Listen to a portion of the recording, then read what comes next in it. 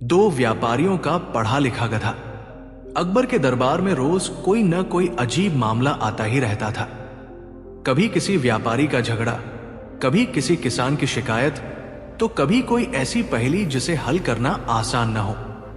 और जब भी कोई मुश्किल सवाल आता, सबकी निगाहें एक ही आदमी की तरफ जाती थी, बीरबल। बीरबल की बुद्धि और चतुराई की कहानियां पूरे राज्य में मशहूर थी। एक दिन सुबह सुबह दरबार लगा हुआ था। मंत्री, सैनिक और दरबारी सब अपने अपने स्थान पर बैठे थे। तभी महल के बाहर कुछ शोर सुनाई दिया।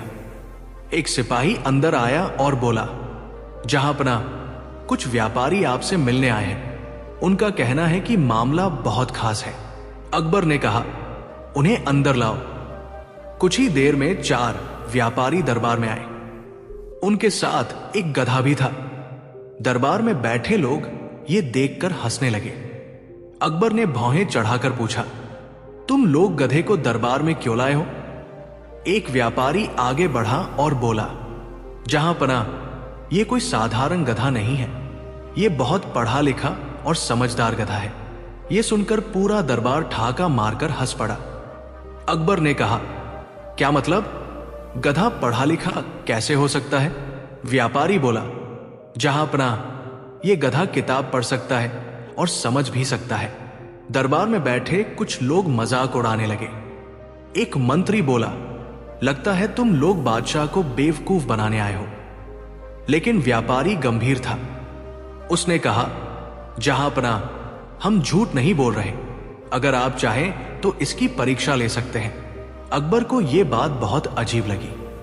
उन्होंने तुरंत बीरबल की ओर देखा। बीरबल मुस्कुराते हुए बोले, जहांपना, अगर अनुमति हो तो मैं इस गधे की परीक्षा लेना चाहूंगा। अकबर बोले, जरूर, हमें भी देखना है कि यह पढ़ा लिखा गधा क्या कमाल दिखाता है। व्यापारी ने अपने थैले से एक मोटी किताब निकाली। उसने किताब गधे के सामने रख दी। सबकी आंखें उस गधे पर टिक गई। गधे ने धीरे धीरे अपनी नाक से किताब के पन्ने पलटने शुरू कर दिए। दरबार में हलचल मच गई।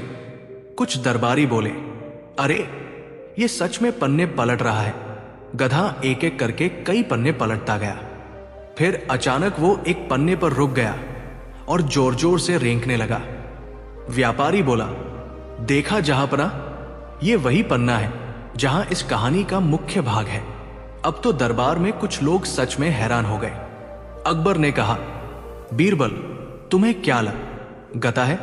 क्या यह गधा सच में पढ़ सकता है? बीरबल ने गधे को ध्यान से देखा। फिर उन्होंने किताब उठाई और उसके पन्ने देखने लगे। फिर उन्होंने गधे के मालिक से पूछा, तुम्हें यह गधा कहां मिला? व्यापारी बोला, जहांपना, हमें यह एक साधु से मिला था। उसने कहा था कि यह बहुत समझदार गधा है। बीरबल मुस्कुराए। उन्हें कुछ शक होने लगा था।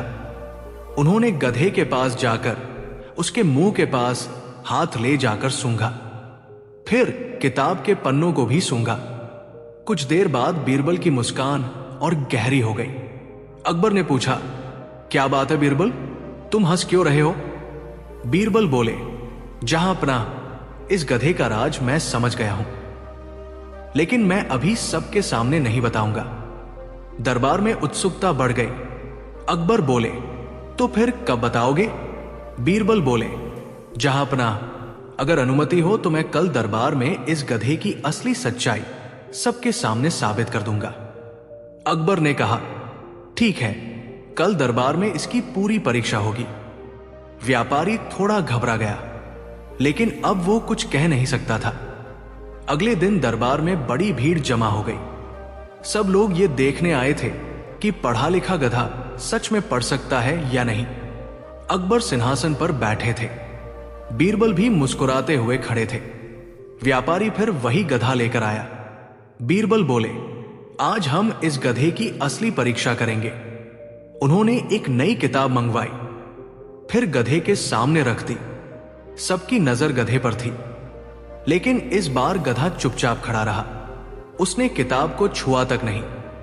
व्यापारी घबरा गया। वो बोला, शायद आज इसका मन नहीं है। बीरबल मुस्कुराए। उन्होंने कहा, नहीं, आज इसका मन नहीं है, क्योंकि आज किताब में वह चीज नहीं है जो इसे चाहिए। दरबार में खुसर फुसर होने लगी। अकबर बोले, बीरबल, साफ साफ बताओ मामला क्या है। बीरबल बोले, जहां पनाह, इसका राज बहुत ही मजेदार है, लेकिन इसे साबित करने के लिए मुझे थोड़ी तैयारी करनी होगी। उन्होंने सिपाहियों से कहा कि वही पुरानी किताब फिर से लाकर गधे के सामने रखी जाए। जैसे ही वो किताब गधे के सामने रखी गई, गधा तुरंत पन्ने पलटने लगा और फिर वही पन्ना आने पर जोर जोर से रेंकने लगा। अब बीरबल हंस पड़े। उन्होंने कहा, जहांपनाह, यह गधा पढ़ा लिखा नहीं है, यह तो सिर्फ भूखा गधा है। दरबार में सन्नाटा छा गया। सबको समझ नहीं आया कि बीरबल क्या कहना चाहते हैं। अकबर बोले, बीरबल, इसका क्या मतलब है। बीरबल बोले, जहांपनाह, इसका असली राज मैं कल सबको दिखाऊंगा। और यहीं से कहानी और भी रोचक होने वाली थी, क्योंकि अगले दिन बीरबल ऐसा राज खोलने वाले थे जिससे पूरे दरबार में हंसी के ठहाके गूंजने वाले थे। अगले दिन सुबह सुबह ही दरबार में भीड़ लग गई थी। हर कोई यह देखने के लिए उत्सुक था कि आखिर वो गधा पढ़ा लिखा है या नहीं। व्यापारी फिर उसी गधे को लेकर दरबार में आ गए। अकबर ने कहा, बीरबल, अब हमें जल्दी से इस गधे का सच बताओ। बीरबल मुस्कुराए और बोले, जहांपनाह, थोड़ी देर धैर्य रखिए, अभी सब साफ हो जाएगा। उन्होंने सिपाहियों को आदेश दिया कि 2 किताबें दरबार में लाई जाएं। कुछ ही देर में 2 मोटी किताबें दरबार में रख दी गई। बीरबल ने पहली किताब व्यापारी को दी और कहा, यह वही किताब है जिसे तुम कल गधे को पढ़ा रहे थे। व्यापारी थोड़ा घबराया लेकिन बोला, जी हां। फिर बीरबल ने दूसरी किताब गधे के सामने रख दी। गधा किताब को देखता रहा, लेकिन उसने कोई हरकत नहीं की। दरबार में बैठे लोग आपस में बातें करने लगे। एक दरबारी बोला, लगता है आज गधा पढ़ना भूल गया। कुछ लोग हंसने लगे, लेकिन बीरबल शांत खड़े थे। उन्होंने पहली किताब गधे के सामने रख दी। जैसे ही वो किताब गधे के सामने आई, गधा तुरंत पन्ने पलटने लगा और फिर वही पन्ना आने पर जोर जोर से रेंकने लगा। अब पूरा दरबार हैरान रह गया। अकबर बोले, बीरबल, अब तो साफ दिख रहा है कि गधा कुछ समझता है। बीरबल मुस्कुराए। उन्होंने सिपाहियों से कहा, अब इस किताब के पन्नों को ध्यान से देखो। सिपाहियों ने किताब खोली और जैसे ही उन्होंने पन्नों को देखा, वे चौंक गए। उन्होंने कहा, जहांपनाह, इन पन्नों के बीच में हरी हरी घास दबाई हुई है। अब बीरबल बोले, जहांपनाह, यही इस गधे का असली राज है। पूरा दरबार चुप हो गया। बीरबल ने समझाना शुरू किया। इन व्यापारियों ने किताब के कई पन्नों के बीच पतली पतली घास रख दी थी। जब गधे को किताब के सामने रखा जाता था, तो वो घास की खुशबू सूंघकर पन्ने पलटने लगता था। दरबार में बैठे लोग अब समझने लगे। बीरबल आगे बोले, गधा हर पन्ने के बीच घास ढूंढता था और जिस पन्ने में ज्यादा घास होती थी, वहां वह रुक जाता था और रेंकने लगता था। यह सुनकर दरबार में हंसी गूंज उठी। अकबर भी मुस्कुरा दिए। उन्होंने व्यापारियों से पूछा, क्या यह सच है। व्यापारी डर गए। उनमें से एक बोला, जहांपनाह, हमसे गलती हो गई। हमने सोचा था कि अगर लोग मान ले कि हमारा गधा पढ़ा लिखा है, तो हम उसे बहुत महंगे दाम पर बेच सकेंगे। अकबर का चेहरा गंभीर हो गया। उन्होंने कहा, तो तुम लोगों ने पूरे राज्य को बेवकूफ बनाने की योजना बनाई थी। व्यापारी सिर झुकाकर खड़े रहे। तभी बीरबल बोले, जहांपनाह, इनका अपराध बड़ा नहीं है, लेकिन इनकी चालाकी गलत दिशा में थी। अकबर ने कुछ देर सोचा, फिर उन्होंने फैसला सुनाया, इन व्यापारियों को सजा के तौर पर गरीब किसानों को मुफ्त अनाज देना होगा। व्यापारी तुरंत मान गए। उन्हें लगा कि यह सजा ज्यादा बड़ी नहीं है। फिर अकबर ने हंसते हुए कहा, और इस गधे को महल के अस्तबल में भेज दिया जाए। कम से कम यहां इसे भरपेट घास तो मिलेगी। यह सुनकर पूरा दरबार हंस पड़ा। बीरबल भी मुस्कुरा रहे थे। अकबर बोले, बीरबल, तुम्हारी बुद्धि सच में कमाल की है। अगर तुम न होते तो शायद हम भी इस पढ़े लिखे गधे की कहानी पर विश्वास कर लेते। बीरबल ने विनम्रता से कहा, जहांपना, दुनिया में कई बार लोग चतुराई से झूठ को सच जैसा बना देते हैं, लेकिन थोड़ी समझदारी से सच्चाई हमेशा सामने आ ही जाती है। उस दिन के बाद पूरे राज्य में यह कहानी फैल गई। लोग मजाक मजाक में कहते थे, अगर कोई बहुत बड़ी बड़ी बातें करे तो कहीं वह भी पढ़ा लिखा गधा तो नहीं। और इस तरह बीरबल की बुद्धिमानी से एक और चालाकी का पर्दाफाश हो गया। यह कहानी यहीं पर समाप्त होती है और दूसरी कहानी आरंभ होती है। यह वो समय था जब बादशाह अकबर की शोहरत पूरी दुनिया में फैल रही थी। दूर दूर के मुल्कों के राजा अकबर की बुद्धिमानी और उनके नवरत्नों की परीक्षा लेने के लिए अपने दूत भेजा करते थे। एक दिन फारस के सुल्तान का एक विशेष राजदूत, जिसका नाम शमशेर खान था, आगरा के दरबार में आया। शमशेर खान बहुत ही अहंकारी था। उसे लगता था कि फारस के लोग दुनिया में सबसे ज्यादा अक्लमंद हैं और हिंदुस्तान के लोग सिर्फ बातें बनाना जानते हैं। दरबार खचाखच भरा था। शमशेर खान ने झुककर अकबर को सलाम किया, लेकिन उसकी आंखों में इज्जत नहीं बल्कि चुनौती थी। उसने घमंड से कहा कि बादशाह सलामत, हमारे सुल्तान ने आपकी अक्ल और आपके वजीर बीरबल की तारीफें बहुत सुनी हैं, लेकिन हमारे सुल्तान का मानना है कि सुनी सुनाई बातों पर भरोसा नहीं करना चाहिए। इसलिए उन्होंने आपके लिए एक छोटी सी भेंट मांगी है। अगर आप वो भेंट दे पाए तो हम मान लेंगे कि हिंदुस्तान वाकई महान है। अकबर ने मुस्कुराते हुए कहा कि बेशक मांगिए, आपके सुल्तान को क्या चाहिए? हीरे, जवाहरात, हाथी या घोड़े? मुगल सल्तनत के खजाने दोस्तों के लिए हमेशा खुले हैं। शमशेर खान ने कहा कि नहीं बादशाह, हमें दौलत नहीं चाहिए। हमारे सुल्तान को एक अजीब शौक है, उन्हें ऊंट पालने का शौक है।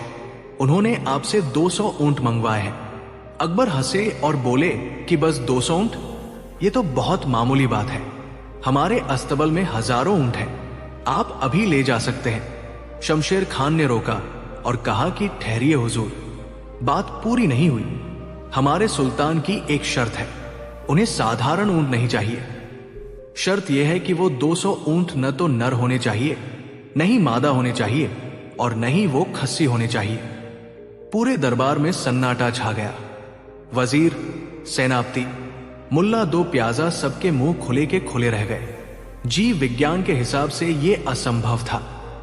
दुनिया में कोई भी जानवर या तो नर होता है या मादा, और अगर उसका ऑपरेशन कर दिया जाए तो वो खस्सी होता है।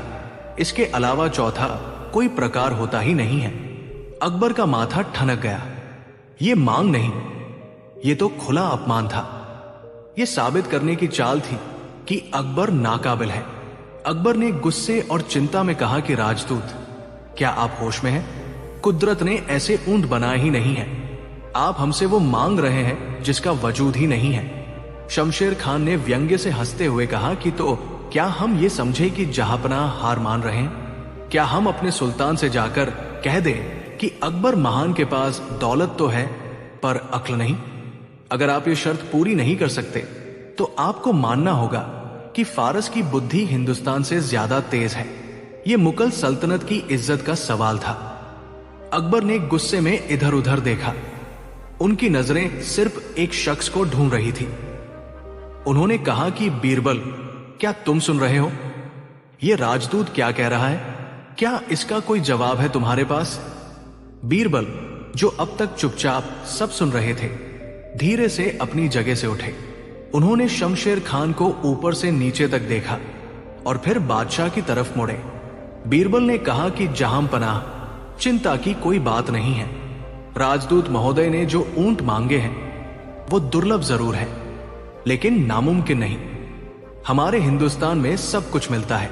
शमशेर खान चौंक गया और बोला कि क्या तुम ऐसे ऊंट ला सकते हो?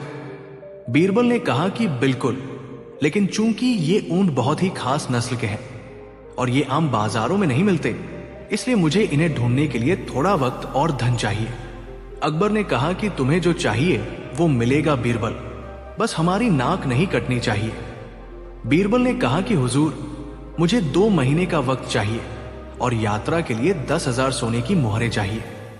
मैं वादा करता हूं कि 2 महीने बाद इसी दरबार में राजदूत महोदय को उनके 200 ऊंट मिल जाएंगे। शमशेर खान मन ही मन हंसा। उसने सोचा कि ये बीरबल पागल है, ऐसे ऊंट होते ही नहीं तो ये लाएगा कहां से? ये जरूर 2 महीने मजे करेगा और फिर भाग जाएगा। उसने शर्त मान ली। बीरबल ने खजाने से 10,000 सोने की मुहरें ली और आगरा से निकल गए। अब आप सोच रहे होंगे कि बीरबल ऊंट ढूंढने गए थे। जी नहीं, बीरबल जानते थे कि ऐसे ऊंट दुनिया में कहीं नहीं है। तो फिर वो गए कहां? बीरबल अपने घर गए, अपना भेष बदला और देश के एक दूर दराज गांव में जाकर आराम से रहने लगे। उन्होंने उन सोने की मुहरों का इस्तेमाल अपनी जासूसी और नेटवर्क को मजबूत करने में किया, लेकिन ऊंटों की तलाश में एक भी दिन बर्बाद नहीं किया। इधर आगरा में दरबारियों के बीच कानाफूसी शुरू हो गई। मुल्ला 2 प्याजा ने अकबर के कान भरने शुरू कर दिए कि जहांपना, मैंने कहा था ना बीरबल पर भरोसा मत कीजिए। 1 महीना बीत गया, कोई खबर नहीं। वो सरकारी खजाना लेकर भाग गया है, अब वो कभी वापस नहीं आएगा। हमें फारस के सुल्तान से माफी मांग लेनी चाहिए। अकबर भी चिंतित थे। दिन बीतते गए, 50 दिन, 55 दिन, 59 दिन। शमशेर खान रोज दरबार में आता और पूछता कि क्या हुआ बादशाह, आपके जादुई ऊंट आए क्या? अकबर का गुस्सा बढ़ता जा रहा था। अगर बीरबल कल नहीं आया तो बहुत बड़ी बेइज्जती होने वाली थी। 2 महीने पूरे हो गए, दरबार लगा। शमशेर खान बीचों बीच खड़ा होकर बोला कि बादशाह सलामत, मियाद पूरी हुई। न बीरबल आया न ऊंट। अब आप अपनी हार मान लीजिए और हमारे सुल्तान के लिए नजराना तैयार कीजिए। अकबर का सिर झुकने ही वाला था कि तभी दरबार के दरवाजे पर हलचल हुई और दीवाने खास बीरबल पधार रहे हैं की आवाज आई। बीरबल दरबार में दाखिल हुए। उनके कपड़े धूल से सने थे, चेहरा थका हुआ लग रहा था, जैसे वो सच में पूरी दुनिया छान कर आए हों। अकबर ने राहत की सांस लेते हुए पूछा कि बीरबल तुम आ गए? कहां थे तुम और कहां है वो 200 ऊंट? बीरबल ने कहा कि जहांपनाह की जय हो, काम हो गया। मैंने पूरी दुनिया का कोना कोना छान मारा, जंगलों, रेगिस्तानों और पहाड़ों की खाक छानी और आखिरकार मुझे वो दुर्लभ ऊंट मिल ही गए। शमशेर खान ने हैरानी से कहा कि क्या? झूठ मत बोलो, ऐसे ऊंट हो ही नहीं सकते। कहां है वो? बीरबल ने कहा कि राजदूत महोदय, सब्र रखिए। वो 200 ऊंट मैंने आगरा के बाहर यमुना नदी के किनारे वाले मैदान में खड़े करवा दिए हैं। आप अभी जाकर उन्हें देख सकते हैं और अपने साथ ले जा सकते हैं। शमशेर खान को यकीन नहीं हुआ और बोला कि ठीक है, चलो अभी देखते हैं। तभी बीरबल ने कहा कि रुकिए, एक छोटी सी समस्या है। अब आया कहानी का वो मोड़ जहां बीरबल ने अपनी असली चाल चली। बीरबल ने कहा कि राजदूत महोदय, मैंने अपना वादा पूरा किया। ऊंट वहां खड़े हैं, लेकिन उन ऊंटों के मालिक जिन्होंने मुझे वो ऊंट दिए हैं ने एक शर्त रखी है। शमशेर खान ने पूछा कि कैसी शर्त? अब क्या नाटक है?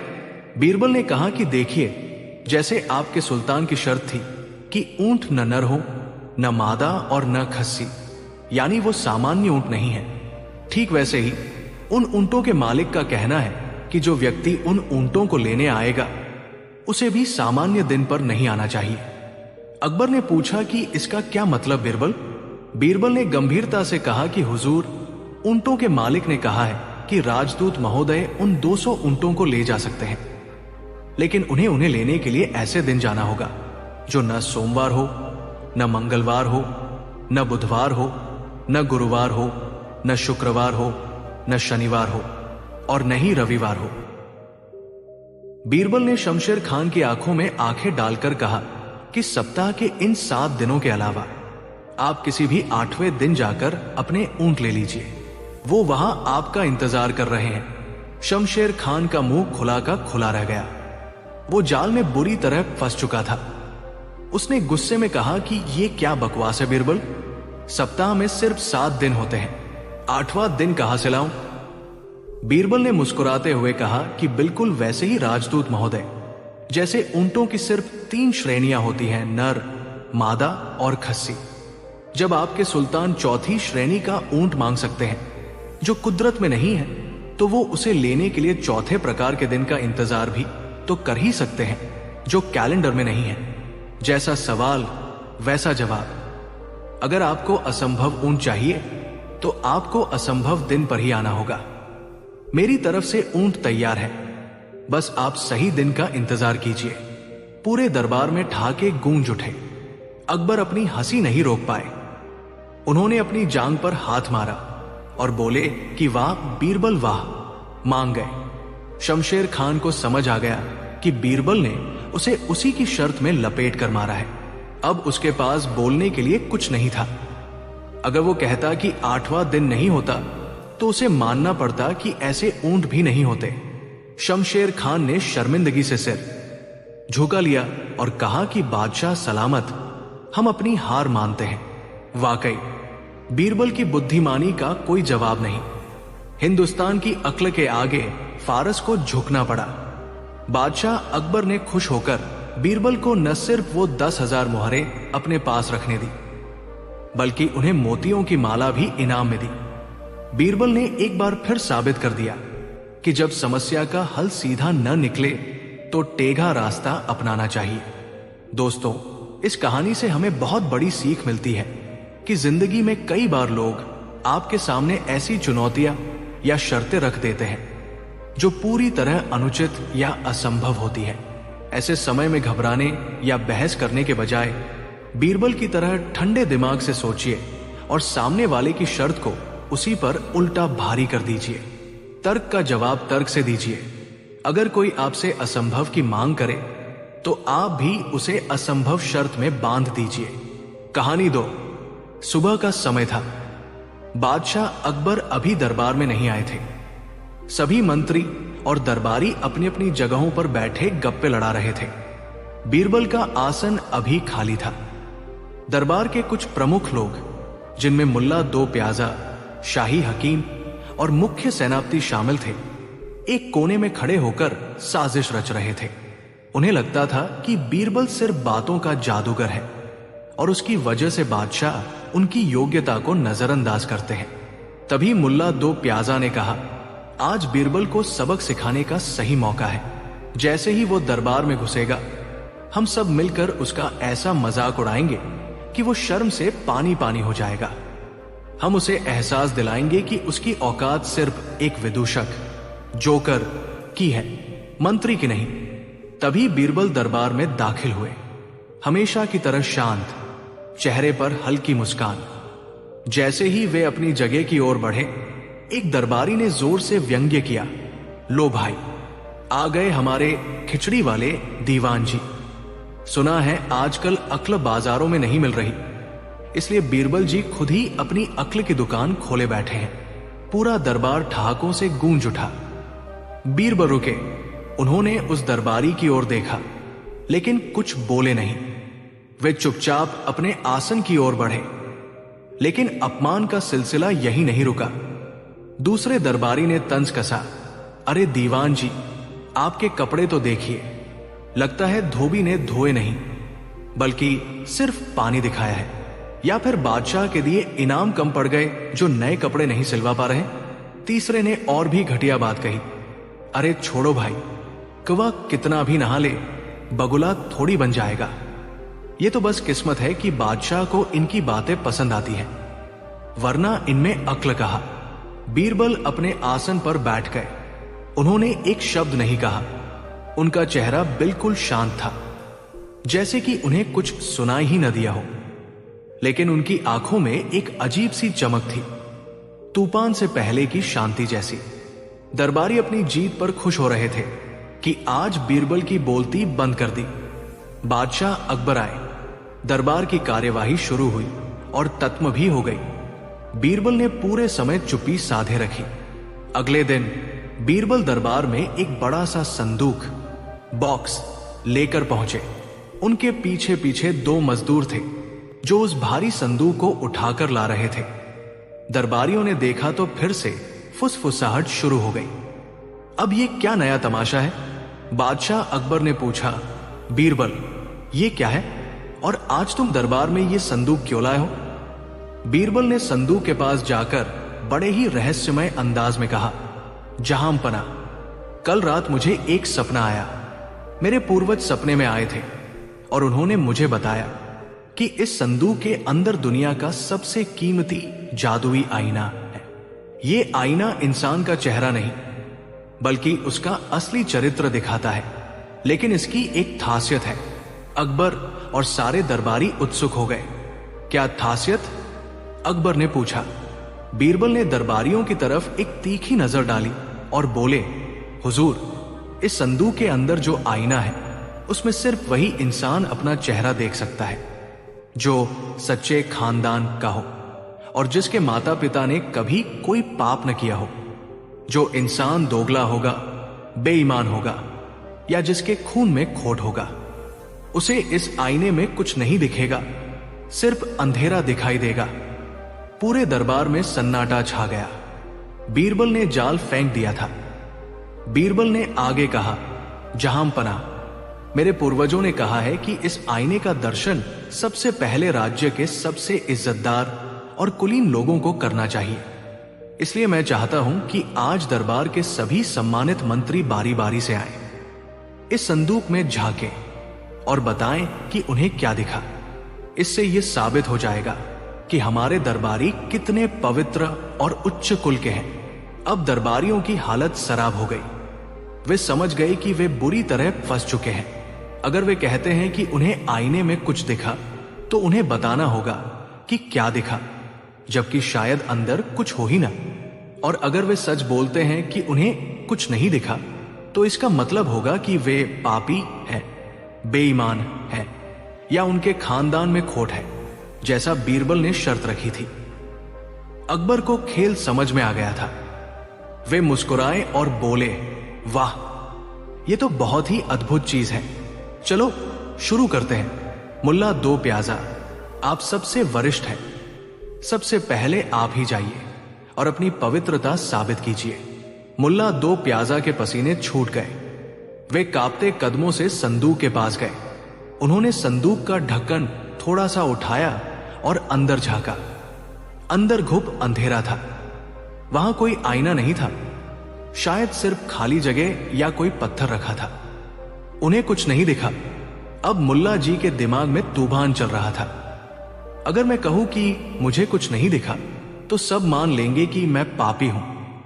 मेरे मां बाप बुरे थे, मेरी इज्जत मिट्टी में मिल जाएगी। तो इज्जत बचाने का एक ही रास्ता है, झूठ बोलना। मुल्ला जी ने चेहरा बाहर निकाला।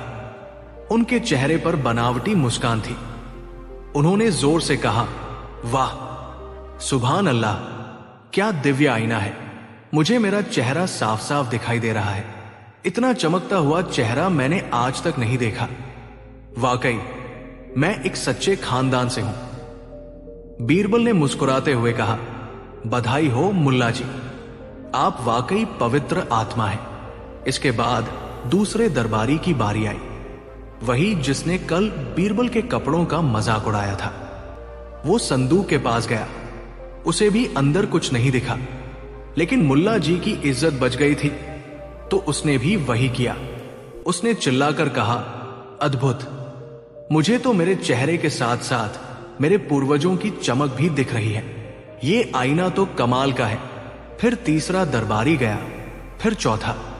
एक एक करके वे सभी दरबारी जो कल बीरबल को अपमानित कर रहे थे, संदूक के पास जाते, अंदर झांकते और बाहर आकर उस अदृश्य आईने की झूठी तारीफ करते। वे सब इस डर से झूठ बोल रहे थे कि कहीं उनकी पोल न खुल जाए कि वे पापी हैं। पूरा दरबार तालियों से गूंज रहा था। हर कोई खुद को महान साबित करने में लगा था। जब सभी दरबारियों ने अपनी अपनी पवित्रता साबित कर दी तो बीरबल बीच दरबार में आए। उन्होंने जोर से ताली बजाई और हंसने लगे। अकबर ने पूछा, बीरबल, तुम हंस क्यों रहे हो? देखो, हमारे सारे दरबारी कितने नेक और सच्चे हैं। सबने जादुई आईने में अपना चेहरा देख लिया। बीरबल ने कहा, जहां पनाह, माफ कीजिएगा, लेकिन यह संदूक खाली है।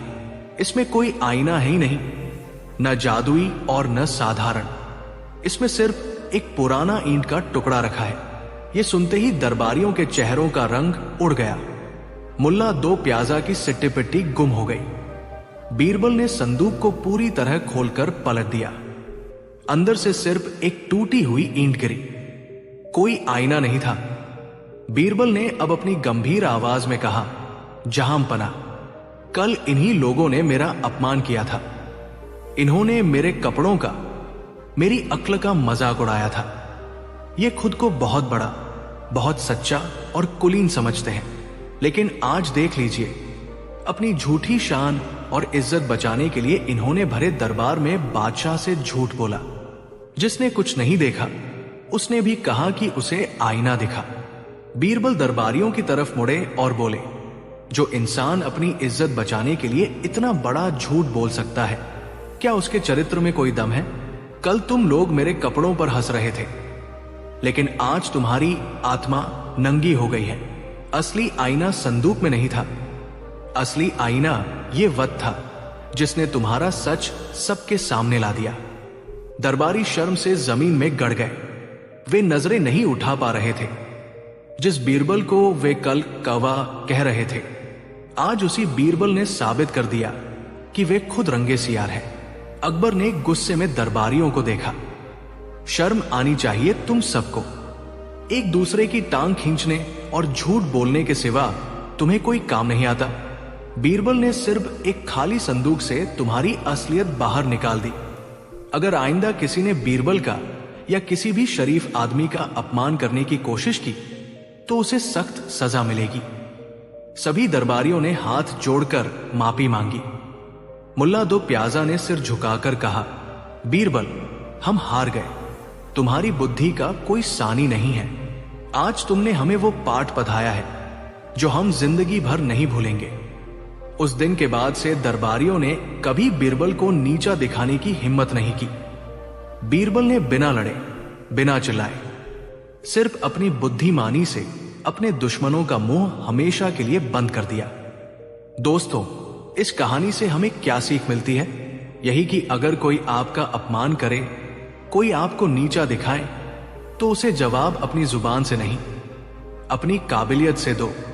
कीचड़ में पत्थर मारने से छींटे अपने ही कपड़ों पर आते हैं। बीरबल की तरह शांत रहो, सही वक्त का इंतजार करो और अपनी बुद्धि से ऐसी बाजी खेलो कि सामने वाला खुद ब खुद अपनी नजरों में गिर जाए। अपमान का बदला लड़ाई नहीं है। अपमान का बदला है अपनी श्रेष्ठता साबित करना। अगर आपको बीरबल का यह जादुई संदूक वाला आइडिया पसंद आया तो वीडियो को लाइक जरूर करें और कमेंट में बताएं। अगर आपके साथ कोई ऐसा करता तो आप क्या जवाब देते? चैनल को सब्सक्राइब करें ताकि ऐसी ही पावरफुल कहानियां आप तक पहुंचती रहें। कहानी 3। आगरा शहर के बाहरी इलाके में एक छोटा सा गांव था जहां रामदीन नाम का एक किसान रहता था। रामदीन की गरीबी का आलम यह था कि उसके घर की छत बारिश में टपकती थी और बच्चे कई बार भूखे पेट ही सो जाया करते थे। उसके पास अपनी जमीन का एक छोटा सा टुकड़ा भी नहीं था। वो गांव के एक बड़े और बेहद लालची जमींदार सेठ करोड़ीमल के खेतों में मजदूरी करके अपना पेट पालता था। सेठ करोड़ीमल जितना अमीर था उतना ही मक्कार और निर्दयी भी था। वो गरीबों का खून चूसने का कोई मौका नहीं छोड़ता था। रामदीन दिन रात मेहनत करता, पसीना बहाता, लेकिन सेठ उसे कभी पूरी मजदूरी नहीं देता था। कभी अनाज में कटौती कर लेता तो कभी पुराने कर्ज का बहाना बना देता। रामदीन सीधा साधा आदमी था। वो भगवान पर भरोसा करके चुपचाप अपना काम करता रहता। एक दिन की बात है, शाम का वक्त था और रामदीन खेत जोत रहा था। सूरज ढलने वाला था और बाकी मजदूर अपने घर जा चुके थे, लेकिन रामदीन को सेठ ने एक्स्ट्रा काम दिया था, इसलिए वो अब भी खेत में कुदाल चला रहा था। अचानक उसकी कुदाल जमीन के नीचे किसी कठोर चीज से टकराई। खट की आवाज हुई।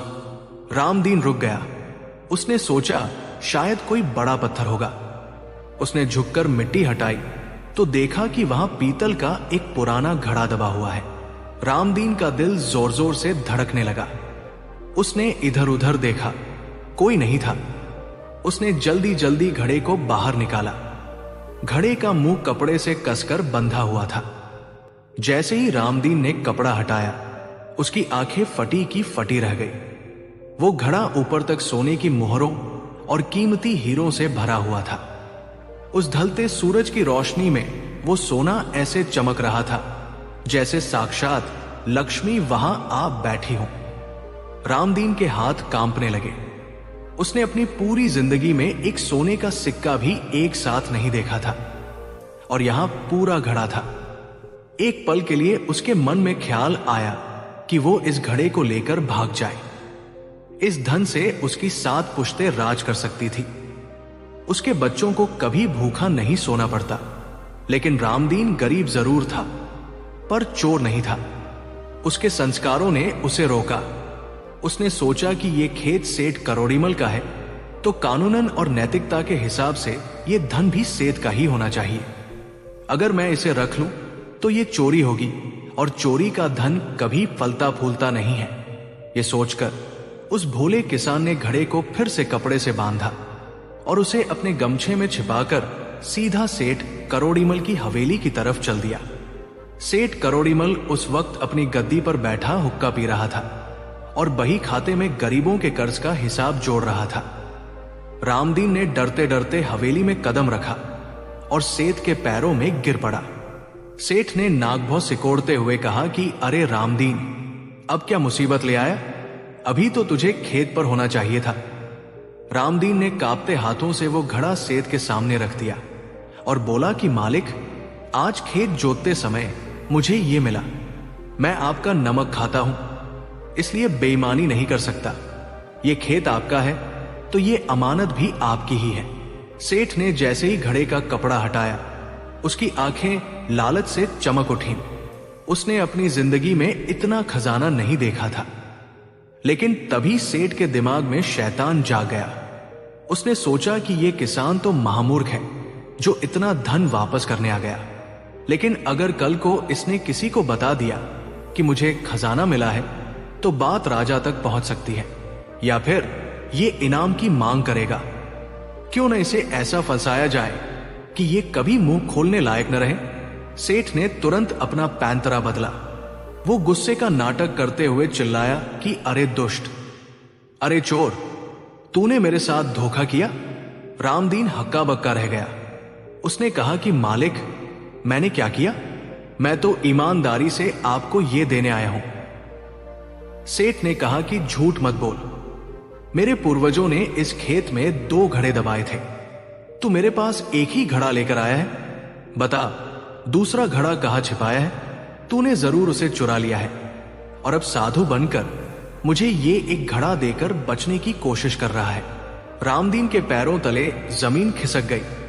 उसने रोते हुए कहा कि मालिक, भगवान की कसम, मुझे बस यही एक घड़ा मिला है, वहां कोई दूसरा घड़ा नहीं था। आप चाहे तो मेरी तलाशी ले ले, मेरा घर देख ले। लेकिन सेठ करोड़ीमल कहां सुनने वाला था। उसने अपने लठैतों को बुलाया और रामदीन को धक्के मारकर हवेली से बाहर निकाल दिया और धमकी दी कि अगर कल सुबह तक तूने दूसरा घड़ा लाकर नहीं दिया तो मैं तुझे कोतवाल के हवाले कर दूंगा और तेरी खाल खिंचवा लूंगा। भाग जा यहां से। रामदीन रोता बिलखता अपने घर पहुंचा। उसने अपनी पत्नी को सारी बात बताई। दोनों पति पत्नी पूरी रात रोते रहे। ईमानदारी का यह सिला मिलेगा, ये उन्होंने कभी नहीं सोचा था। अगले दिन सुबह होते ही सेठ करोड़ीमल ने रामदीन को शहर के कोतवाल के पास घसीटा। मामला बढ़ता बढ़ता बादशाह अकबर के दरबार तक पहुंच गया। दोपहर के समय दीवान खास लगा हुआ था। बादशाह अकबर सिंहासन पर विराजमान थे और उनके नवरत्न उनके आसपास बैठे थे। सेठ करोड़ीमल ने अपनी झूठी कहानी बादशाह को सुनाई।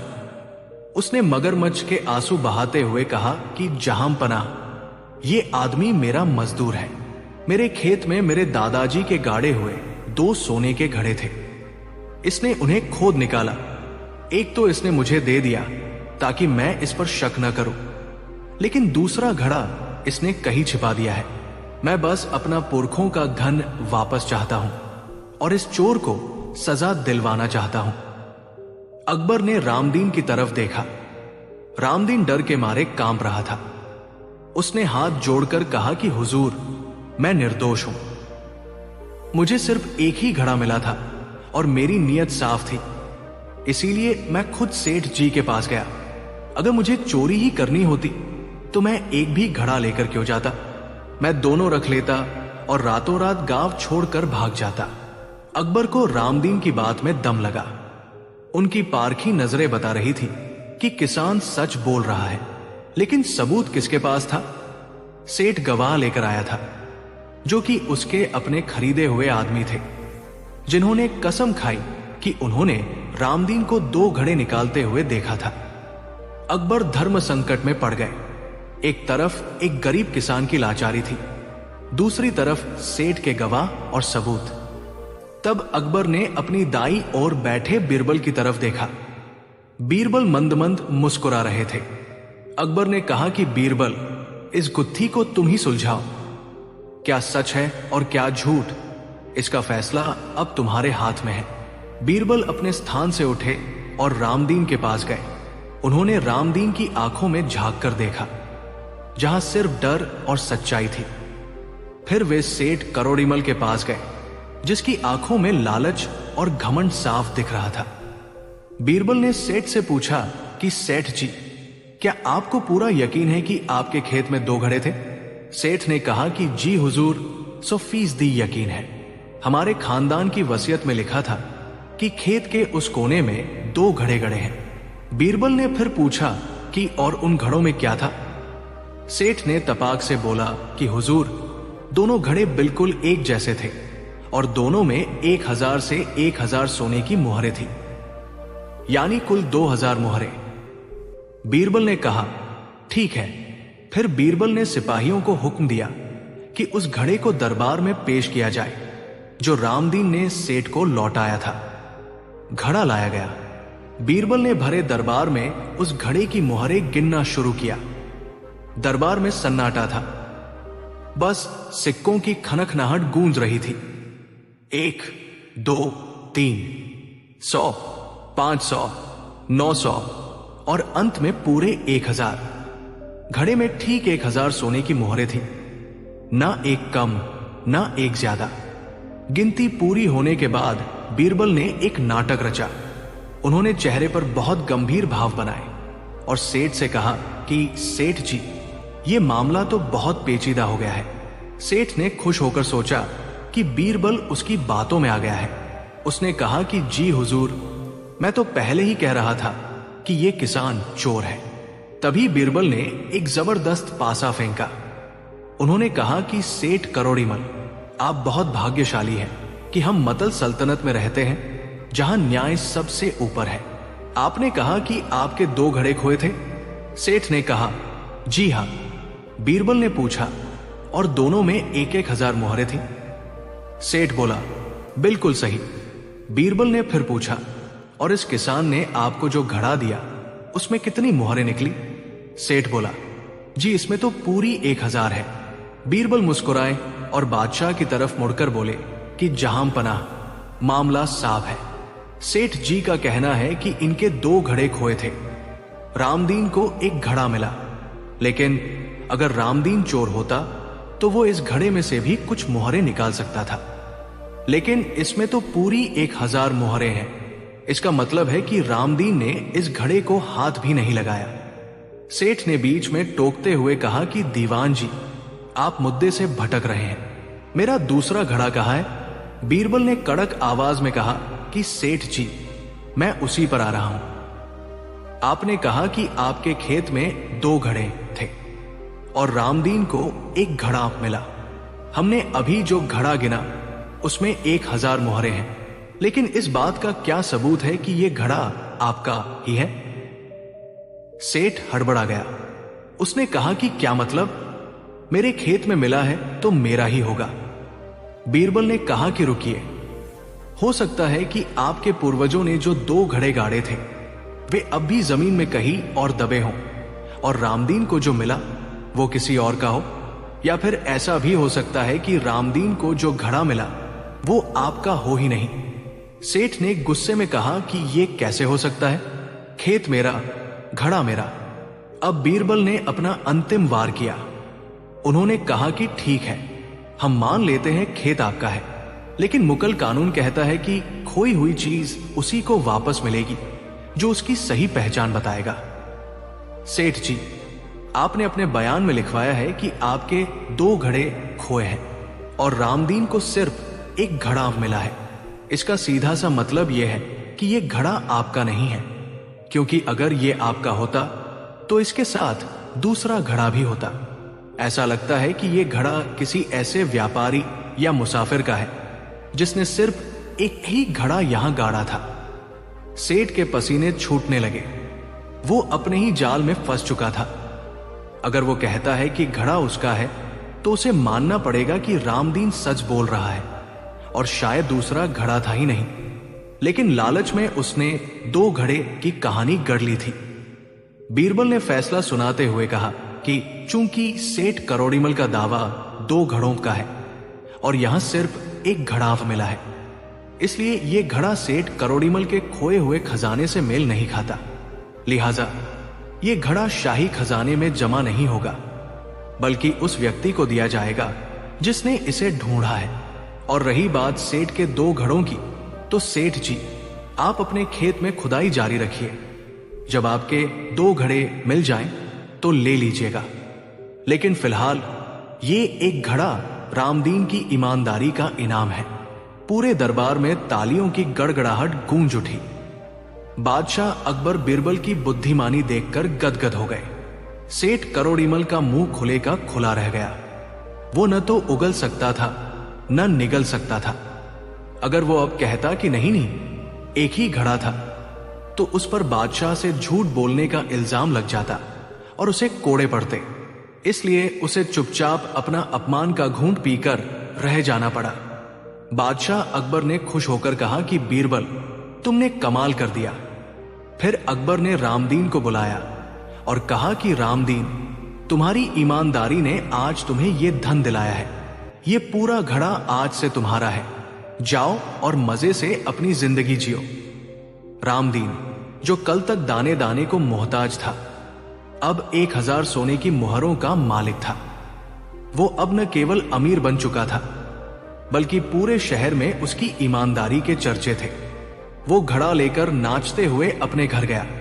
उसने सबसे पहले अपना पक्का मकान बनवाया, अपने बच्चों को अच्छे कपड़े दिलाए और गांव के बाकी गरीबों की भी मदद की। वहीं दूसरी ओर लालची सेठ करोड़ीमल, जिसने अपनी ही दौलत को डबल करने के चक्कर में झूठ बोला था, अब हाथ मलता रह गया। उसका अपना सोना उसके ही खेत से निकला, लेकिन उसके झूठ के कारण हमेशा के लिए उसके हाथ से निकल गया। इस घटना के बाद बीरबल ने सेठ को एक और सबक सिखाया। उन्होंने बादशाह से कहकर सेठ करोड़ीमल पर दरबार का समय बर्बाद करने और झूठी गवाही पेश करने के लिए 500 मुहरों का जुर्माना भी लगा दिया, और वो 500 मुहरें भी इनाम के तौर पर रामदीन को दे दी गई। इस तरह एक गरीब किसान सिर्फ अपनी ईमानदारी और बीरबल की चतुराई की वजह से एक ही रात में न सिर्फ अमीर बना, बल्कि गांव का सबसे इज्जतदार आदमी भी बन गया। दोस्तों, ये कहानी हमें सिखाती है कि लालच का घड़ा कभी न कभी फूटता जरूर है। सेठ के पास पहले से बहुत धन था, लेकिन उसे और चाहिए था, और इसी और के चक्कर में उसने अपना असली धन भी खो दिया। वही रामदीन, जिसके पास कुछ नहीं था, उसने सिर्फ सच का साथ दिया। बीरबल ने साबित कर दिया कि दुनिया में अक्ल से बड़ी कोई ताकत नहीं और ईमानदारी से बड़ा कोई धन नहीं। अगर सेठ सच बोल देता कि हां, एक ही घड़ा है, तो शायद उसे वो मिल जाता और रामदीन को सिर्फ छोटा सा इनाम मिलता, लेकिन झूठ ने पूरा खेल पलट दिया। आज भी जब हम अकबर बीरबल की कहानियां सुनते हैं, तो ये किस्सा हमें याद दिलाता है कि मुसीबत के वक्त घबराना नहीं चाहिए। रामदीन डरा नहीं, वो न्याय मांगने गया और न्याय उसे मिला। अगर आप सच्चे हैं तो देरसवेर जीत आपकी ही होगी। बस आपके पास बीरबल जैसी तीक्ष्ण बुद्धि वाला कोई सलाहकार या अपनी खुद की सूझबूझ होनी चाहिए। यह कहानी उन सभी के लिए एक सबक है जो सोचते हैं कि दूसरों का हथ मारकर वे अमीर बन जाएंगे। अमीरी छल से नहीं, बल्कि सही वक्त पर सही फैसले और साफ नीयत से आती है। कहानी 4। यह मुगल सल्तनत के सुनहरे दौर की बात है, जब बादशाह अकबर का डंका पूरी दुनिया में बजता था। उनका दरबार न केवल धन दौलत और ताकत के लिए मशहूर था, बल्कि वहां मौजूद नवरत्नों की बुद्धिमानी के किस्से भी दूर दूर तक सुनाए जाते थे। लेकिन इन सब में सबसे खास था बादशाह अकबर और उनके चहेते मंत्री बीरबल का रिश्ता। बादशाह अकबर को अजीबोगरीब सवाल पूछने की आदत थी। कभी कभी वे ऐसे सवाल पूछते थे जिनका मकसद सिर्फ ज्ञान परखना नहीं, बल्कि दरबारियों की फिरकी लेना होता था। अक्सर दरबारी इन सवालों के जाल में फंस जाते थे, लेकिन बीरबल हमेशा अपनी हाजिर जवाबी से बादशाह को निरुत्तर कर देते थे। एक दिन की बात है, आगरा के किले में सुबह का दरबार लगा हुआ था। मौसम बहुत सुहाना था, ठंडी हवाएं चल रही थी और दरबार में मध्यम संगीत बज रहा था। बादशाह अकबर अपने शाही सिंहासन पर विराजमान थे और हुक्का पी रहे थे। आज बादशाह का मूड बहुत ही खुश मिजाज लग रहा था। दरबारी आपस में धीरे धीरे बातें कर रहे थे और माहौल काफी हल्का फुल्का था। तभी बादशाह अकबर की नजर अपने एक वजीर पर पड़ी जो बार बार अपनी पगड़ी ठीक कर रहा था और रह रह कर अपना सिर खुजला रहा था। बादशाह को शरारत सूझी। उनके दिमाग में एक ऐसा सवाल आया जो दिखने में तो बहुत साधारण था, लेकिन जिसका जवाब देना लोहे के चने चबाने जैसा था। बादशाह ने संगीत बंद करने का इशारा किया। अचानक संगीत रुक गया और पूरे दरबार में खामोशी छा गई। सबकी नजरें बादशाह के चेहरे पर टिक गई। बादशाह अकबर ने मुस्कुराते हुए अपनी मूंछों पर ताव दिया और भारी आवाज में ऐलान किया कि आज हमें राजकाज की बातें करने का मन नहीं है। आज हम आप लोगों की बुद्धिमानी की परीक्षा लेना चाहते हैं। यह सुनते ही दरबारियों के कान खड़े हो गए। जो दरबारी अभी तक आराम से बैठे थे, वे अब सीधे होकर बैठ गए। बादशाह के नवरत्न, जिनमें मुल्ला दो प्याजा और राजा मानसिंह भी शामिल थे, सब सतर्क हो गए। सबको पता था कि जब बादशाह परीक्षा लेते हैं तो सवाल सीधा नहीं होता। अकबर ने पूरे दरबार पर एक नजर घुमाई और फिर एक अजीबोगरीब सवाल दागा। उन्होंने पूछा कि मेरे काबिल दरबारियों, आप सब खुद को बहुत बड़ा विद्वान मानते हैं, तो आज मुझे एक छोटे से सवाल का जवाब दीजिए। सवाल यह है कि एक औसत आदमी के सिर पर कुल कितने बाल होते हैं, और अगर हो सके तो मुझे यह भी बताइए कि मेरी दाढ़ी में कितने बाल हैं। सवाल सुनते ही दरबार में सन्नाटा पसर गया। दरबारी एक दूसरे का मुंह ताकने लगे। किसी ने सपने में भी नहीं सोचा था कि बादशाह ऐसा बेतुका सवाल पूछ लेंगे। भला सिर के बाल भी कोई गिन सकता है? यह तो आसमान के तारे गिनने जैसा काम था। कुछ दरबारी मन ही मन गणना करने लगे, तो कुछ ने तो डर के मारे सिर ही झुका लिया। मुल्ला दो प्याजा, जो हमेशा बीरबल को पछाड़ने के चक्कर में रहते थे, इस बार खुद ही पसीने पसीने हो गए। उन्होंने सोचा कि अगर कोई गलत संख्या बता दी और बादशाह ने साबित करने को कह दिया तो जान पर बनाएगी। बादशाह ने देखा कि कोई भी आगे नहीं आ रहा है। उन्होंने व्यंग्य करते हुए कहा कि क्या हुआ? क्या मेरी सल्तनत में एक भी ऐसा ज्ञानी नहीं है जो इतने आसान सवाल का जवाब दे सके? अगर किसी ने सही जवाब नहीं दिया तो हम समझेंगे कि आप सब केवल नाम के विद्वान हैं और मुफ्त की रोटियां तोड़ रहे हैं। बादशाह की यह बात चुभने वाली थी। डर के मारे एक दरबारी ने हिम्मत जुटाकर कहा कि जहां पनाह, यह तो कुदरत का करिश्मा है। बालों की गिनती करना तो इंसान के बस की बात नहीं है। शायद लाखों बाल होंगे, लेकिन सटीक गिनती तो केवल ऊपर वाला ही जानता है। अकबर ने गुस्से से कहा कि हमें अंदाजा नहीं, सटीक जवाब चाहिए। अगर जवाब नहीं पता तो स्वीकार करो कि तुम लोग अज्ञानी हो। दरबार का माहौल तनावपूर्ण हो गया। हर कोई बीरबल की राह देख रहा था। मजे की बात यह थी कि बीरबल उस वक्त दरबार में मौजूद नहीं थे। वे किसी काम से शहर गए हुए थे और अभी तक लौटे नहीं थे। बादशाह ने कहा कि ठीक है, हम बीरबल का इंतजार करेंगे। अगर बीरबल ने जवाब दे दिया तो ठीक, वरना आज सबकी तनख्वाह काटी जाएगी। कुछ देर बाद बीरबल दरबार में दाखिल हुए। उन्होंने देखा कि दरबार का माहौल बदला हुआ है। सबके चेहरे लटके हुए हैं और बादशाह की भौहें चढ़ी हुई है।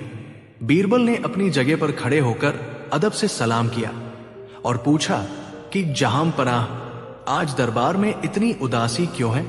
क्या किसी दुश्मन ने हमला कर दिया है या खजाने में कोई कमी आ गई है? बादशाह अकबर ने कहा कि नहीं बीरबल, समस्या यह है कि तुम्हारे ये साथी मेरे एक छोटे से सवाल का जवाब नहीं दे पा रहे हैं और अब हमें तुमसे उम्मीद है। बीरबल ने मुस्कुराते हुए पूछा कि हुक्म करें जहां पनाह, ऐसा कौन सा सवाल है जिसने इतने विद्वानों की बोलती बंद कर दी? अकबर ने अपना सवाल दोहराया कि बीरबल, बताओ एक आदमी के सिर पर कितने बाल होते हैं? हमें सटीक संख्या चाहिए, ना एक कम ना एक ज्यादा। बीरबल ने सवाल सुना और जोर से हंस पड़े। उनकी हंसी देखकर दरबारी हैरान रह गए। सबको लगा कि बीरबल पागल हो गए हैं। बादशाह के सवाल पर हंसना मौत को दावत देने जैसा था, लेकिन बीरबल बेखौफ थे। उन्होंने कहा कि जहां पनाह, बस इतनी सी बात? मुझे लगा कोई बहुत मुश्किल सवाल होगा। इसका जवाब तो मेरे पास है और अभी इसी वक्त है। अकबर चौंक गए। उन्होंने कहा कि क्या वाकई तुम अभी बता सकते हो? बीरबल ने कहा कि जी हां, लेकिन मुझे दरबार के बीचों बीच एक इंतजाम करना होगा। अकबर ने पूछा कि कैसा इंतजाम? बीरबल ने कहा कि मुझे दरबार में एक स्वस्थ और तगड़ा गधा मंगवाने की इजाजत दी जाए। यह सुनकर दरबार में फिर से खुसुर पुसुर शुरू हो गई। लोग सोचने लगे कि बालों की गिनती और गधे का क्या मेल? क्या बीरबल मजाक कर रहे हैं? लेकिन बादशाह को बीरबल की चालों पर भरोसा था। उन्होंने तुरंत आदेश दिया कि शाही अस्तबल से सबसे अच्छा गधा दरबार में हाजिर किया जाए। थोड़ी ही देर में 2 सिपाही एक गधे को खींचते हुए दरबार के बीचों बीच ले आए। गधा अपनी ही धुन में था और बीच बीच में रेंक रहा था। शाही दरबार में गधे का खड़ा होना अपने आप में एक हास्यास्पद नजारा था। अकबर ने बीरबल की ओर देखा और कहा कि बीरबल, गधा आ गया है। अब बताओ, इंसान के सिर पर कितने बाल होते हैं और इस जानवर का तुम्हारे जवाब से क्या ताल्लुक है? बीरबल ने गधे की पीठ पर हाथ फेरा और बड़े आत्मविश्वास के साथ कहा कि जहां पनाह, मैंने गणना कर ली है। एक आदमी के सिर पर ठीक उतने ही बाल होते हैं जितने इस गधे के शरीर पर बाल हैं। पूरा दरबार सन्न रह गया। यह कैसा जवाब था? अकबर ने हैरान होकर पूछा कि बीरबल, पहेलियां मत बुझाओ, साफ साफ संख्या बताओ। ये तुम कैसे कह सकते हो कि इंसान के सिर के बाल और गधे के शरीर के बाल बराबर हैं? बीरबल ने बहुत ही गंभीरता से कहा कि जहां पनाह, संख्या है 90,92,423। आप चाहें तो लिखवा लें।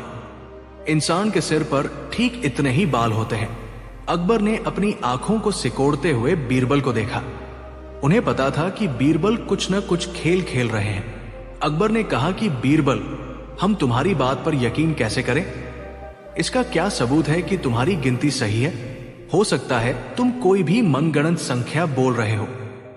अगर यह गलत साबित हुई तो? बीरबल ने मुस्कुराते हुए कहा कि जहां पनाह, सबूत तो आपके सामने खड़ा है। मैंने कहा ना, इंसान के सिर के बाल और इस गधे के शरीर के बाल बिल्कुल बराबर है। अगर आपको या दरबार में मौजूद किसी भी विद्वान को मेरी बात पर रत्ती भर भी शक है तो वे अभी आगे आए और गिनती शुरू कर दें। बीरबल ने अपनी बात को आगे बढ़ाते हुए कहा कि तरीका बहुत आसान है। पहले आप मेरे सिर के सारे बाल गिन लीजिए, फिर इस गधे के शरीर के सारे बाल गिन लीजिए। अगर गधे का एक भी बाल ज्यादा निकले या मेरे सिर का एक भी बाल कम निकले तो आप मुझे जो चाहे सजा दे सकते हैं। और हां, अगर गिनती करने में किसी को दिक्कत हो तो मुल्ला 2 प्याजा जी इसमें माहिर लगते हैं, आप उनसे शुरुआत करवा सकते हैं। बीरबल का यह जवाब सुनते ही पूरे दरबार में हंसी का फव्वारा फूट पड़ा। दरबारी अपनी हंसी रोक नहीं पाए। मुल्ला दो प्याजा तो नजरें चुराने लगे। हर कोई समझ गया कि बीरबल ने कितनी चतुराई से बादशाह को घेर लिया है। भला कौन मूर्ख होगा जो गधे के बाल गिनने बैठेगा? और अगर कोई गिनने भी बैठे तो यह साबित कैसे होगा कि गिनती सही है या गलत? गधा तो लात मारेगा और बाल गिनना जन्मों का काम है। बादशाह अकबर भी अपनी हंसी नहीं रोक पाए। वे समझ गए कि बीरबल ने एक असंभव सवाल का जवाब एक असंभव शर्त के साथ देकर बाजी मार ली है। उन्होंने हंसते हुए कहा कि बीरबल, तुम सच में लाजवाब हो। तुमने साबित कर दिया कि जब सवाल बेतुका हो तो उसका जवाब भी बेतुका ही होना चाहिए। लेकिन कहानी यही खत्म नहीं हुई। बादशाह को बीरबल की खिंचाई करने का और मन हुआ। उन्होंने अपनी हंसी रोकते हुए कहा कि ठीक है बीरबल, मान लिया कि तुम्हारे सिर के बाल और गधे के बाल बराबर है, लेकिन मेरा दूसरा सवाल अभी भी बाकी है। मैंने पूछा था कि मेरी दाढ़ी में कितने बाल हैं। अब इसका जवाब देने के लिए तुम कौन सा जानवर लाओगे? बीरबल जरा भी नहीं घबराए। उन्होंने तुरंत जवाब दिया कि जहां पनाह, इसके लिए किसी जानवर की जरूरत नहीं है। इसका जवाब तो यही मौजूद है। आपकी दाढ़ी में ठीक उतने ही बाल हैं जितने आपके राज्य में मुट्ठी भरकर तारे आसमान में चमकते हैं। अकबर ने फिर बीरबल को फंसाने की कोशिश की और कहा कि यह क्या बात हुई, इसका क्या मतलब? बीरबल ने कहा कि महाराज, यह बहुत सरल गणित है। आप रात को आसमान के तारे गिनवा लीजिए और फिर अपनी दाढ़ी के बाल, अगर एक भी कम या ज्यादा निकले तो आप मुझे सूली पर चढ़ा दीजिएगा। बस शर्त यह है कि तारे गिनते वक्त आसमान साफ होना चाहिए और दाढ़ी गिनते वक्त आप हिले नहीं। इस बार बादशाह अकबर अपने सिंहासन से उठ खड़े हुए और बीरबल को गले लगा लिया। उन्होंने कहा कि बीरबल, तुम्हारी बुद्धि की कोई सीमा नहीं है। तुम जानते हो कि बालों को गिनना नामुमकिन है, इसलिए तुमने ऐसी चीजों से तुलना की जिन्हें गिनना भी नामुमकिन है। तुमने हमें सिखा दिया कि व्यर्थ के सवालों में समय बर्बाद करने से बेहतर है कि हम अपनी बुद्धि का प्रयोग सही कार्यों में करें। इस घटना के बाद दरबारियों ने भी सबक सीख लिया कि बीरबल को बातों में हराना सूरज को दिया दिखाने जैसा है। उस दिन बीरबल को इनाम में मोतियों की माला दी गई, लेकिन सबसे बड़ा इनाम वो हंसी थी जो उस दिन दरबार में गूंजी थी। ये किस्सा आज भी हमें याद दिलाता है कि जब जीवन में कोई ऐसी समस्या आए जिसका कोई तार्किक समाधान न हो, तो वहां थोड़ी सी चतुराई और हास्य का प्रयोग करके बड़ी से बड़ी मुसीबत को टाला जा सकता है। बीरबल ने न केवल अपनी जान बचाई, बल्कि यह भी साबित कर दिया कि हाजिर जवाबी दुनिया का सबसे बड़ा हथियार है। उस रात आगरा के किले में देर रात तक दावत चली। लोग एक दूसरे को यही किस्सा सुना रहे थे और हंस रहे थे। यह कहानी सिर्फ एक गधे और बालों की गिनती की नहीं थी। यह कहानी थी उस नजरिए की जो मुश्किलों को भी मजाक में बदल देता है। और जैसा कि बीरबल ने कहा था, कुछ सवालों के जवाब गिनने में नहीं बल्कि समझने में होते हैं। कहानी 5। दोस्तों, इस दुनिया में दो तरह के लोग होते हैं। एक वो जो अपनी मेहनत से ऊपर उठते हैं और दूसरे वो जो ऊपर उठने वालों को नीचे खींचने की कोशिश करते हैं। बादशाह अकबर के दरबार में भी एक ऐसा ही शख्स था, मुल्ला दो प्याजा। बीरबल की कामयाबी, उनकी अक्ल और बादशाह से उनकी नजदीकी मुल्ला के सीने में आग की तरह धधकती थी। मुल्ला हर रोज एक नया जाल बुनता था, एक नई साजिश रचता था ताकि बीरबल को बादशाह की नजरों में गिरा सके। लेकिन एक दिन उसने सारी हदें पार कर दी। उसने भरे दरबार में बादशाह के सामने बीरबल को गधा कह दिया। यह सिर्फ एक अपमान नहीं था, यह एक सोची समझी चाल थी। आखिर मुल्ला ने ऐसा क्यों कहा और बीरबल ने इस जहरीले अपमान का जवाब कैसे दिया कि मुल्ला खुद पूरी दुनिया के सामने सबसे बड़ा गधा साबित हो गया? यह कहानी सिर्फ हंसाएगी नहीं बल्कि आपको सिखाएगी कि जब कोई आपकी बेइज्जती करे तो उसका जवाब गुस्से से नहीं बल्कि अक्ल से कैसे दिया जाता है। ये उन दिनों की बात है जब बीरबल की बुद्धिमानी के चर्चे सिर्फ आगरा में ही नहीं बल्कि दूर दराज के मुल्कों तक फैल चुके थे। बादशाह अकबर कोई भी बड़ा फैसला लेने से पहले बीरबल से सलाह जरूर लेते थे।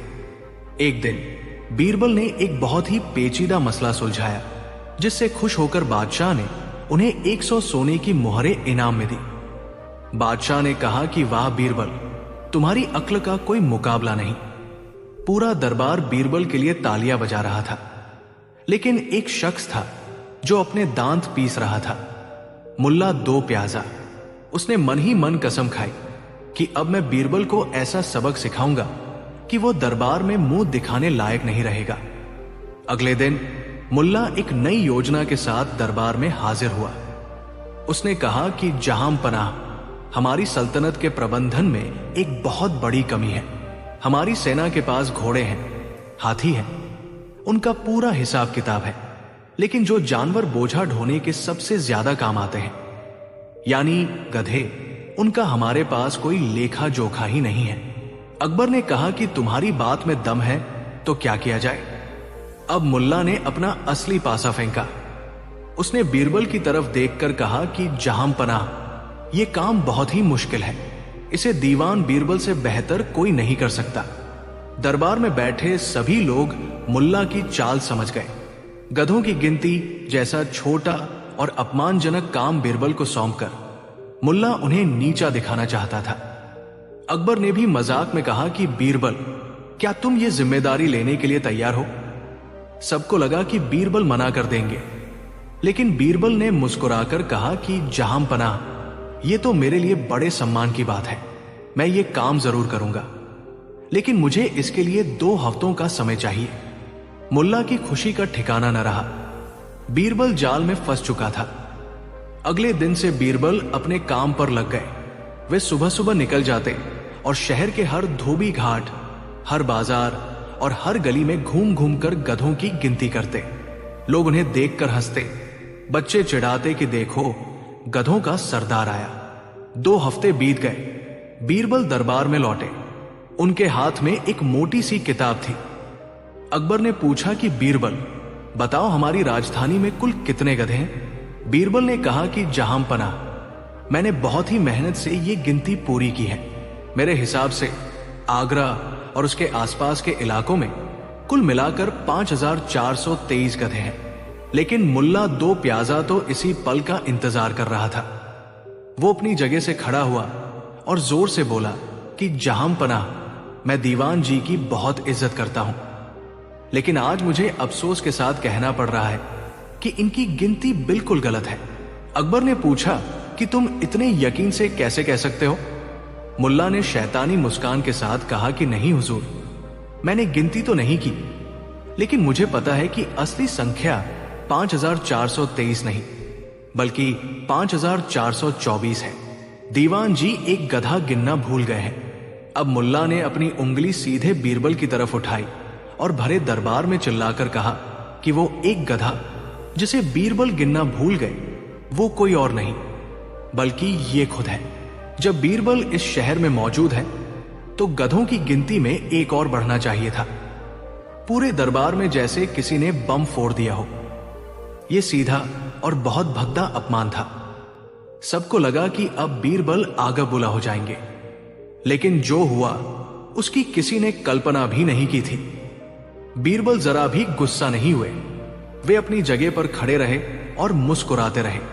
फिर उन्होंने बादशाह की तरफ देखकर सिर झुकाया और कहा कि जहां पनाह, मैं मुल्ला जी का तहे दिल से शुक्रगुजार हूं।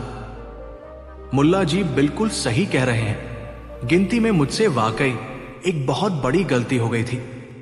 मैं तो खुद को गिनना भूल ही गया था। इनकी पारखी नजर ने मेरी गलती पकड़ ली।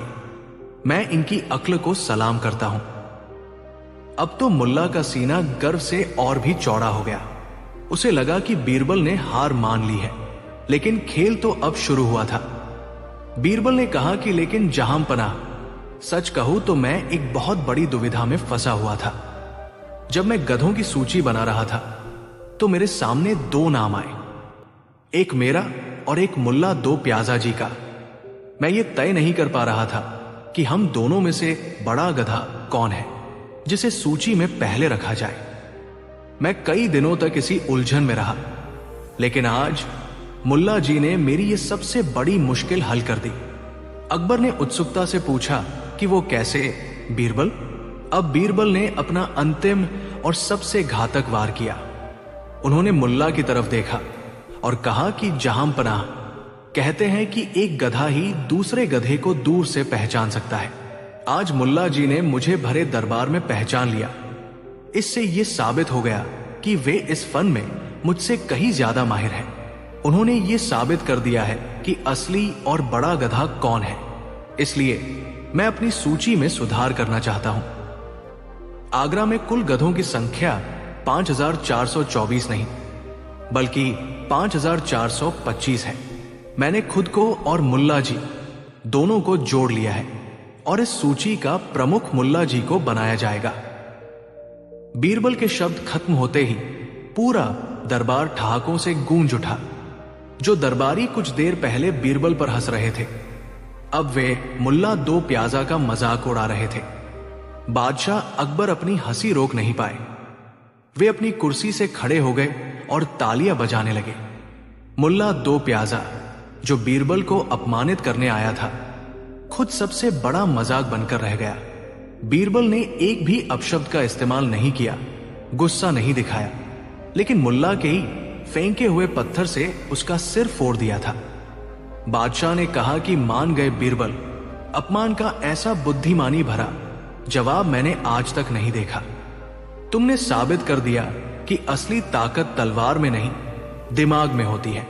उस दिन के बाद से मुल्ला दो प्याजा ने बीरबल से पंगा लेने से पहले 100 बार सोचा।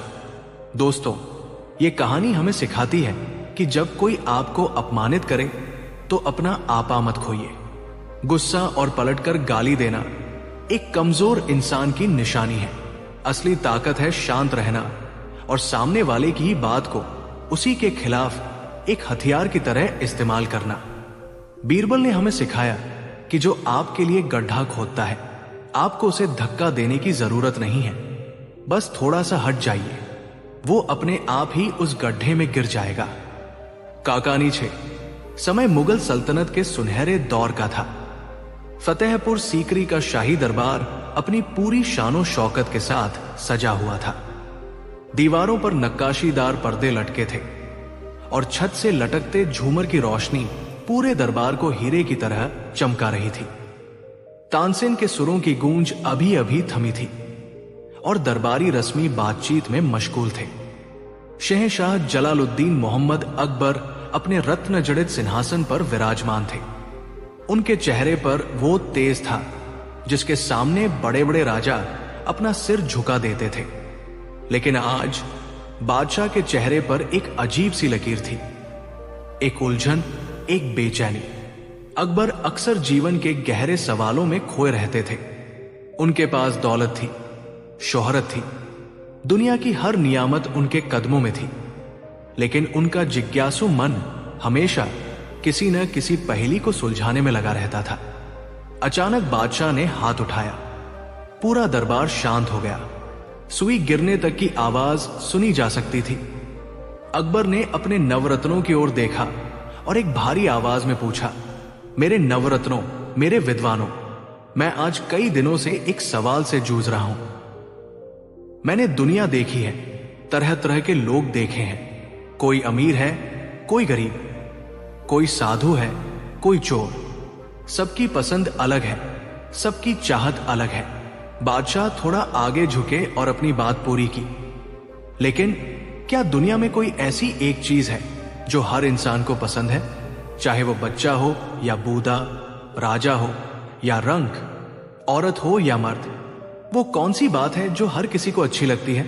दरबार में सन्नाटा छा गया। ये सवाल जितना सीधा लग रहा था, उतना ही पेचीदा था। दरबारियों में फुसफुसाहट शुरू हो गई। हर कोई बादशाह की नजरों में अच्छा बनने के लिए जवाब सोचने लगा। सबसे पहले सेनापति मानसिंह उठे। उन्होंने झुककर सलाम किया और कहा, जहां अपना, मेरी नजर में वह चीज जीत, विक्ट्री है। हर इंसान जीतना चाहता है, हार किसी को पसंद नहीं होती। अकबर ने सिर हिलाया।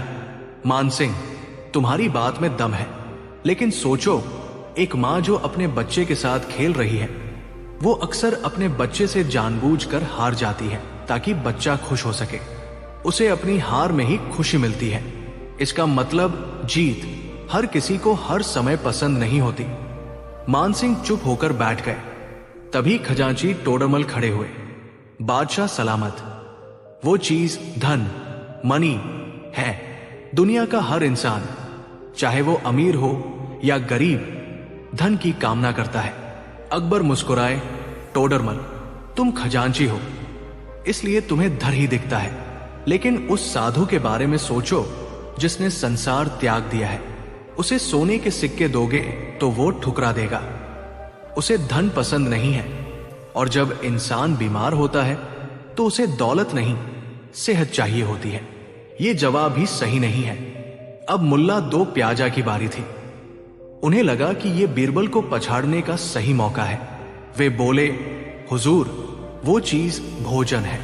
भूखा हो या राजा, स्वादिष्ट भोजन सबको पसंद है। अकबर ने उबासी लेते हुए कहा, मुल्ला जी, जब पेट भरा हो तो दुनिया का सबसे लजीज खाना भी जहर लगता है। भोजन भी हर समय पसंद नहीं किया जा सकता। एक एक करके दरबारियों ने कई जवाब दिए, नींद, प्रेम, इज्जत, शक्ति। लेकिन अकबर ने हर जवाब को किसी न किसी तर्क से काट दिया। अकबर की नजरें अब बीरबल की ओर घूमी, जो अपनी सीट पर शांति से बैठे मुस्कुरा रहे थे। बीरबल, तुम चुप क्यों हो? क्या तुम्हारे पास इस सवाल का जवाब नहीं है? बीरबल अपनी जगह से उठे। उनकी आंखों में वही चिरपरिचित चमक थी। जहांपना, सवाल बहुत गहरा है। इसका जवाब लफ्जों में देना आसान नहीं है। अगर मैं अभी कुछ कहूंगा तो शायद आप या दरबारी मेरी बात से सहमत न हो। इस सवाल का जवाब साबित करना पड़ेगा। अकबर ने भौहें चढ़ाई। साबित? कैसे? बीरबल ने कहा, हुजूर, मुझे 1 हफ्ते का वक्त दीजिए। मैं पूरे आगरा शहर में घूमकर हर तरह के इंसान पर शोध करके आपको वो जवाब ला कर दूंगा, और मैं उसे दरबार में साबित करके दिखाऊंगा। अकबर को बीरबल के तरीकों पर भरोसा था। उन्होंने कहा, ठीक है बीरबल, तुम्हें 1 हफ्ता दिया जाता है, लेकिन याद रहे, अगर जवाब संतोषजनक नहीं हुआ तो तुम्हें सजा मिलेगी। बीरबल ने झुककर स्वीकार किया और दरबार से चले गए। अगले दिन बीरबल ने अपना वेश बदला। उन्होंने एक साधारण यात्री का कपड़ा पहना और आगरा की तंग गलियों में निकल पड़े। उनका मकसद यह जानना था कि इंसान के मन की सबसे गहरी भूख क्या है। चलते चलते बीरबल एक पुराने मोहल्ले में पहुंचे। वहां उन्हें एक घर से जोर जोर से चिल्लाने की आवाज आई। एक बूढ़ी औरत अपने बहुओं और पड़ोसियों को गालियां दे रही थी। उसका स्वभाव इतना चिड़चिड़ा था कि मोहल्ले के कुत्ते भी उसके घर के सामने से गुजरने से डरते थे। लोग उसे जहर की पुड़िया कहते थे। बीरबल ने सोचा, अगर मैं इस औरत को खुश कर सका तो मुझे मेरे सवाल का जवाब मिल जाएगा। बीरबल उस बुढ़िया के घर के पास गए और चबूतरे पर बैठ गए। बुढ़िया ने उन्हें देखा और चिल्लाई, ए मुसाफिर, यहां क्यों बैठा है? भाग यहां से, ये कोई धर्मशाला नहीं है। बीरबल ने बहुत ही विनम्रता और आश्चर्य के भाव से बुढ़िया की ओर देखा और हाथ जोड़कर बोले, माई, माफ करना, मैं परदेसी हूं, पर सच कहूं तो मैंने आपके चेहरे पर जो तेज देखा उसने मुझे रुकने पर मजबूर कर दिया। बुढ़िया की गालियां रुक गई। उसने शक की नजरों से देखा, क्या बकवास कर रहा है? बीरबल ने और मीठी आवाज में कहा, नहीं माई, मैं चेहरा पढ़ना जानता हूं। आपकी आंखों में जो शक्ति है वो बताती है कि आपने जीवन में बहुत संघर्ष किया है। आपने अकेले दम पर इस घर को संभाला है। आजकल की बहुएं और बच्चे बड़ों का सम्मान करना भूल गए हैं, लेकिन आपके चेहरे का नूर बताता है कि आप एक बहुत ही समझदार और अनुभवी महिला है। ऐसी रूहानी ताकत मैंने कम ही देखी है। बुढ़िया, जिसे आज तक सिर्फ ताने और नफरत मिली थी, एकदम पिघल गई। उसके चेहरे की कठोरता गायब हो गई। उसने अपना पल्लू ठीक किया और बोली, बेटा, तुम तो बहुत ज्ञानी लगते हो। सही कहते हो, मैंने इस घर के लिए अपनी जवानी खपा दी, पर कोई कद्र नहीं करता। तुम प्यासे होगे, रुको मैं छाछ लाती हूं। बीरबल ने मन ही मन मुस्कुराते हुए सोचा, पहला सबूत मिल गया। 2 दिन बाद बीरबल शहर के अखाड़े के पास से गुजरे। वहां एक विशाल शरीर वाला पहलवान शेरा दंड बैठक लगा रहा था। शेरा बहुत घमंडी था।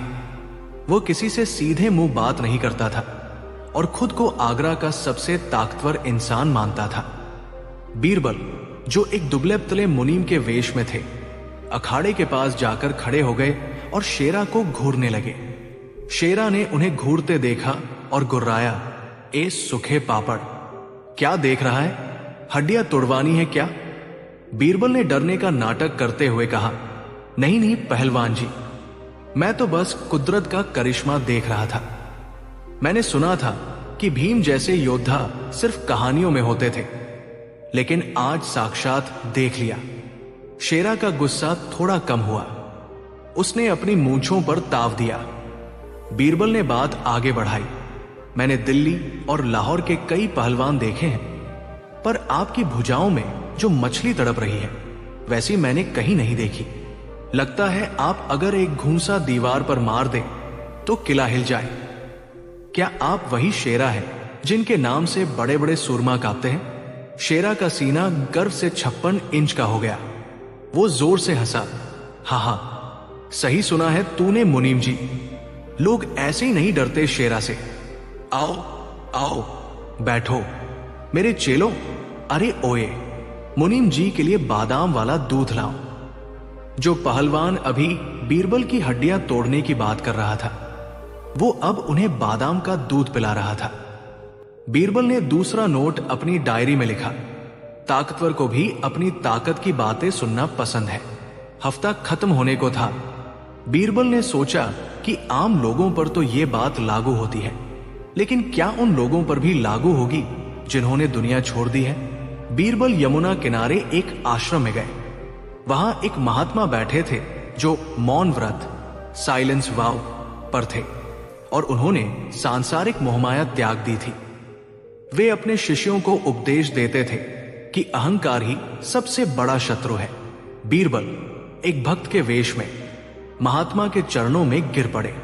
महाराज, धन्य है मेरा भाग्य कि आपके दर्शन हुए। महात्मा ने आंखें खोली और शांत भाव से आशीर्वाद दिया।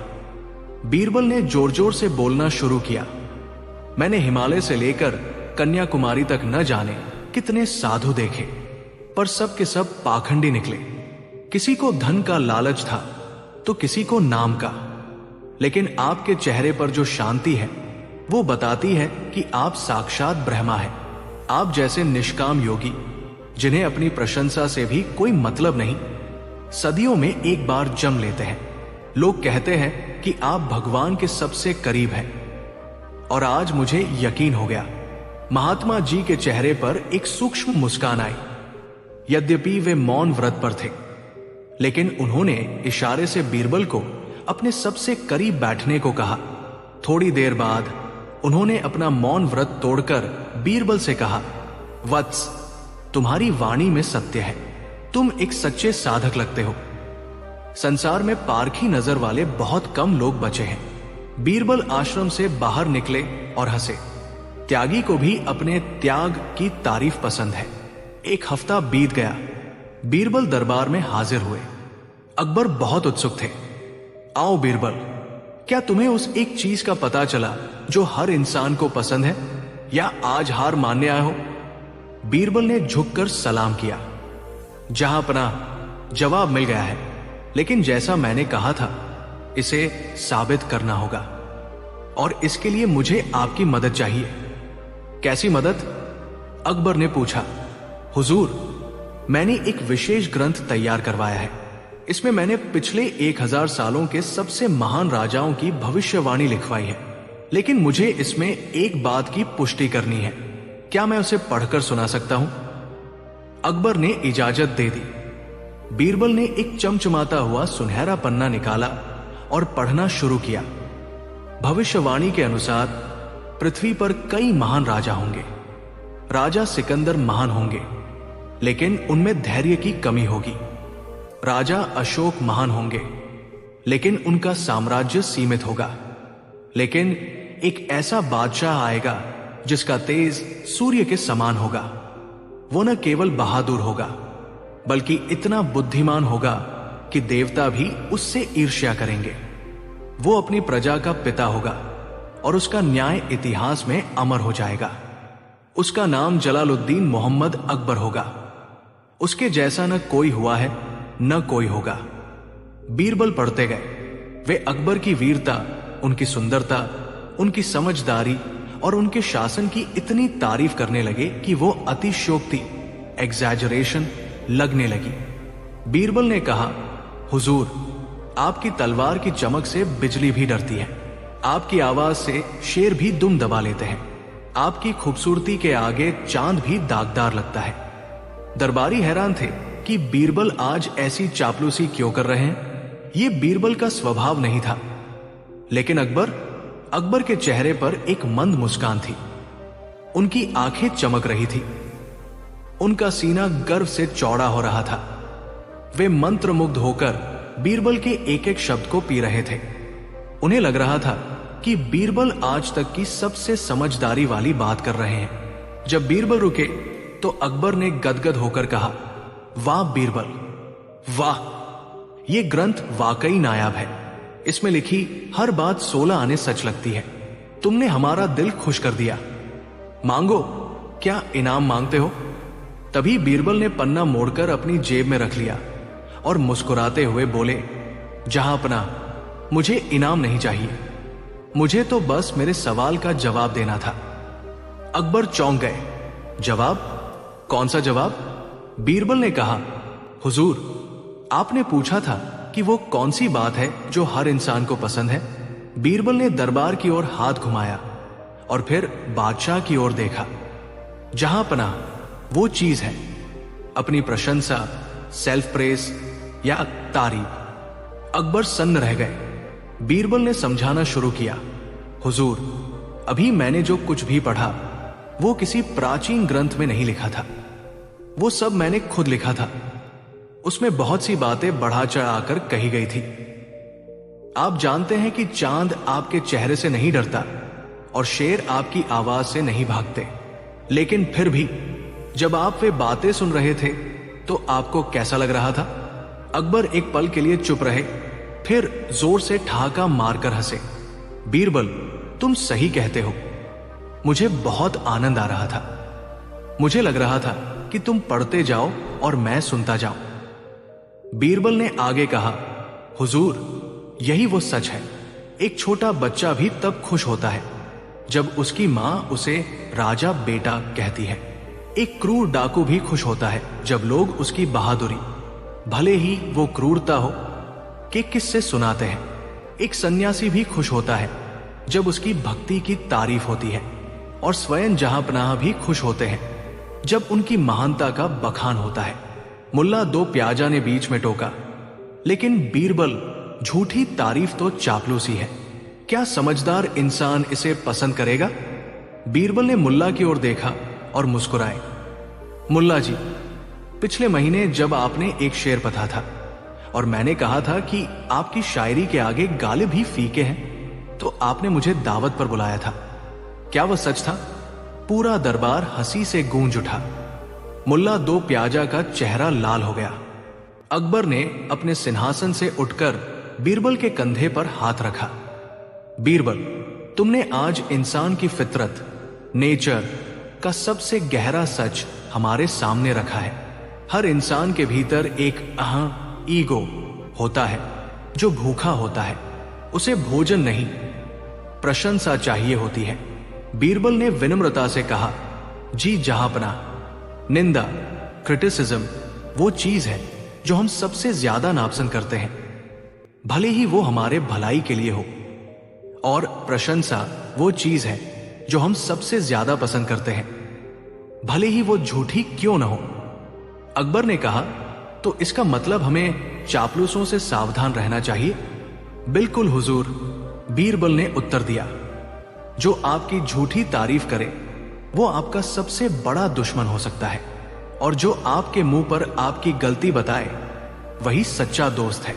लेकिन कड़वा सच ये है कि मन को मीठा झूठ ही भाता है। बादशाह अकबर ने अपनी मोतियों की माला उतारकर बीरबल के गले में डाल दी। हमेशा की तरह तुमने न केवल सवाल का जवाब दिया बल्कि हमारी आंखें भी खोल दी। इंसान को अपनी तारीफ पसंद है, ये उसकी कमजोरी है, लेकिन एक राजा को इस कमजोरी से ऊपर उठना चाहिए।